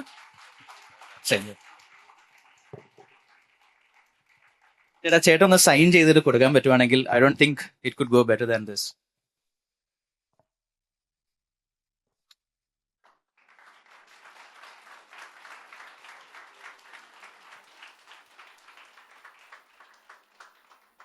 Thank you Muhsin. വണ്ണം പറയൽ ഫണ്ണല്ല, ഈ session fun ആയിരുന്നു എന്ന് വിശ്വസിക്കുന്നു. എവിടെ ഭാരവാഹികൾ? Yes yes yes.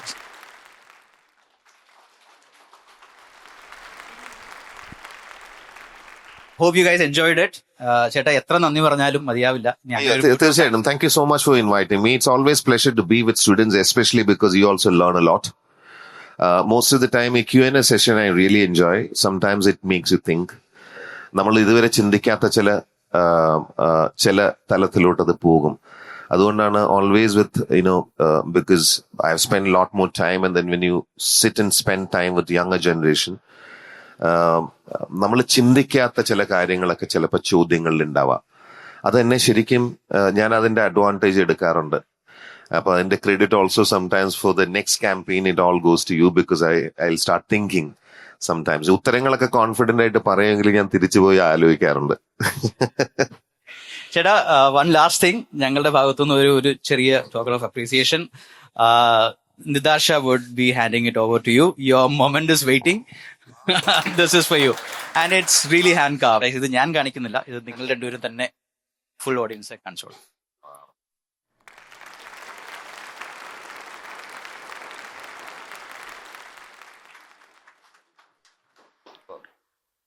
All right. Thank you guys. Thank you so much. Sir, thank you so much again.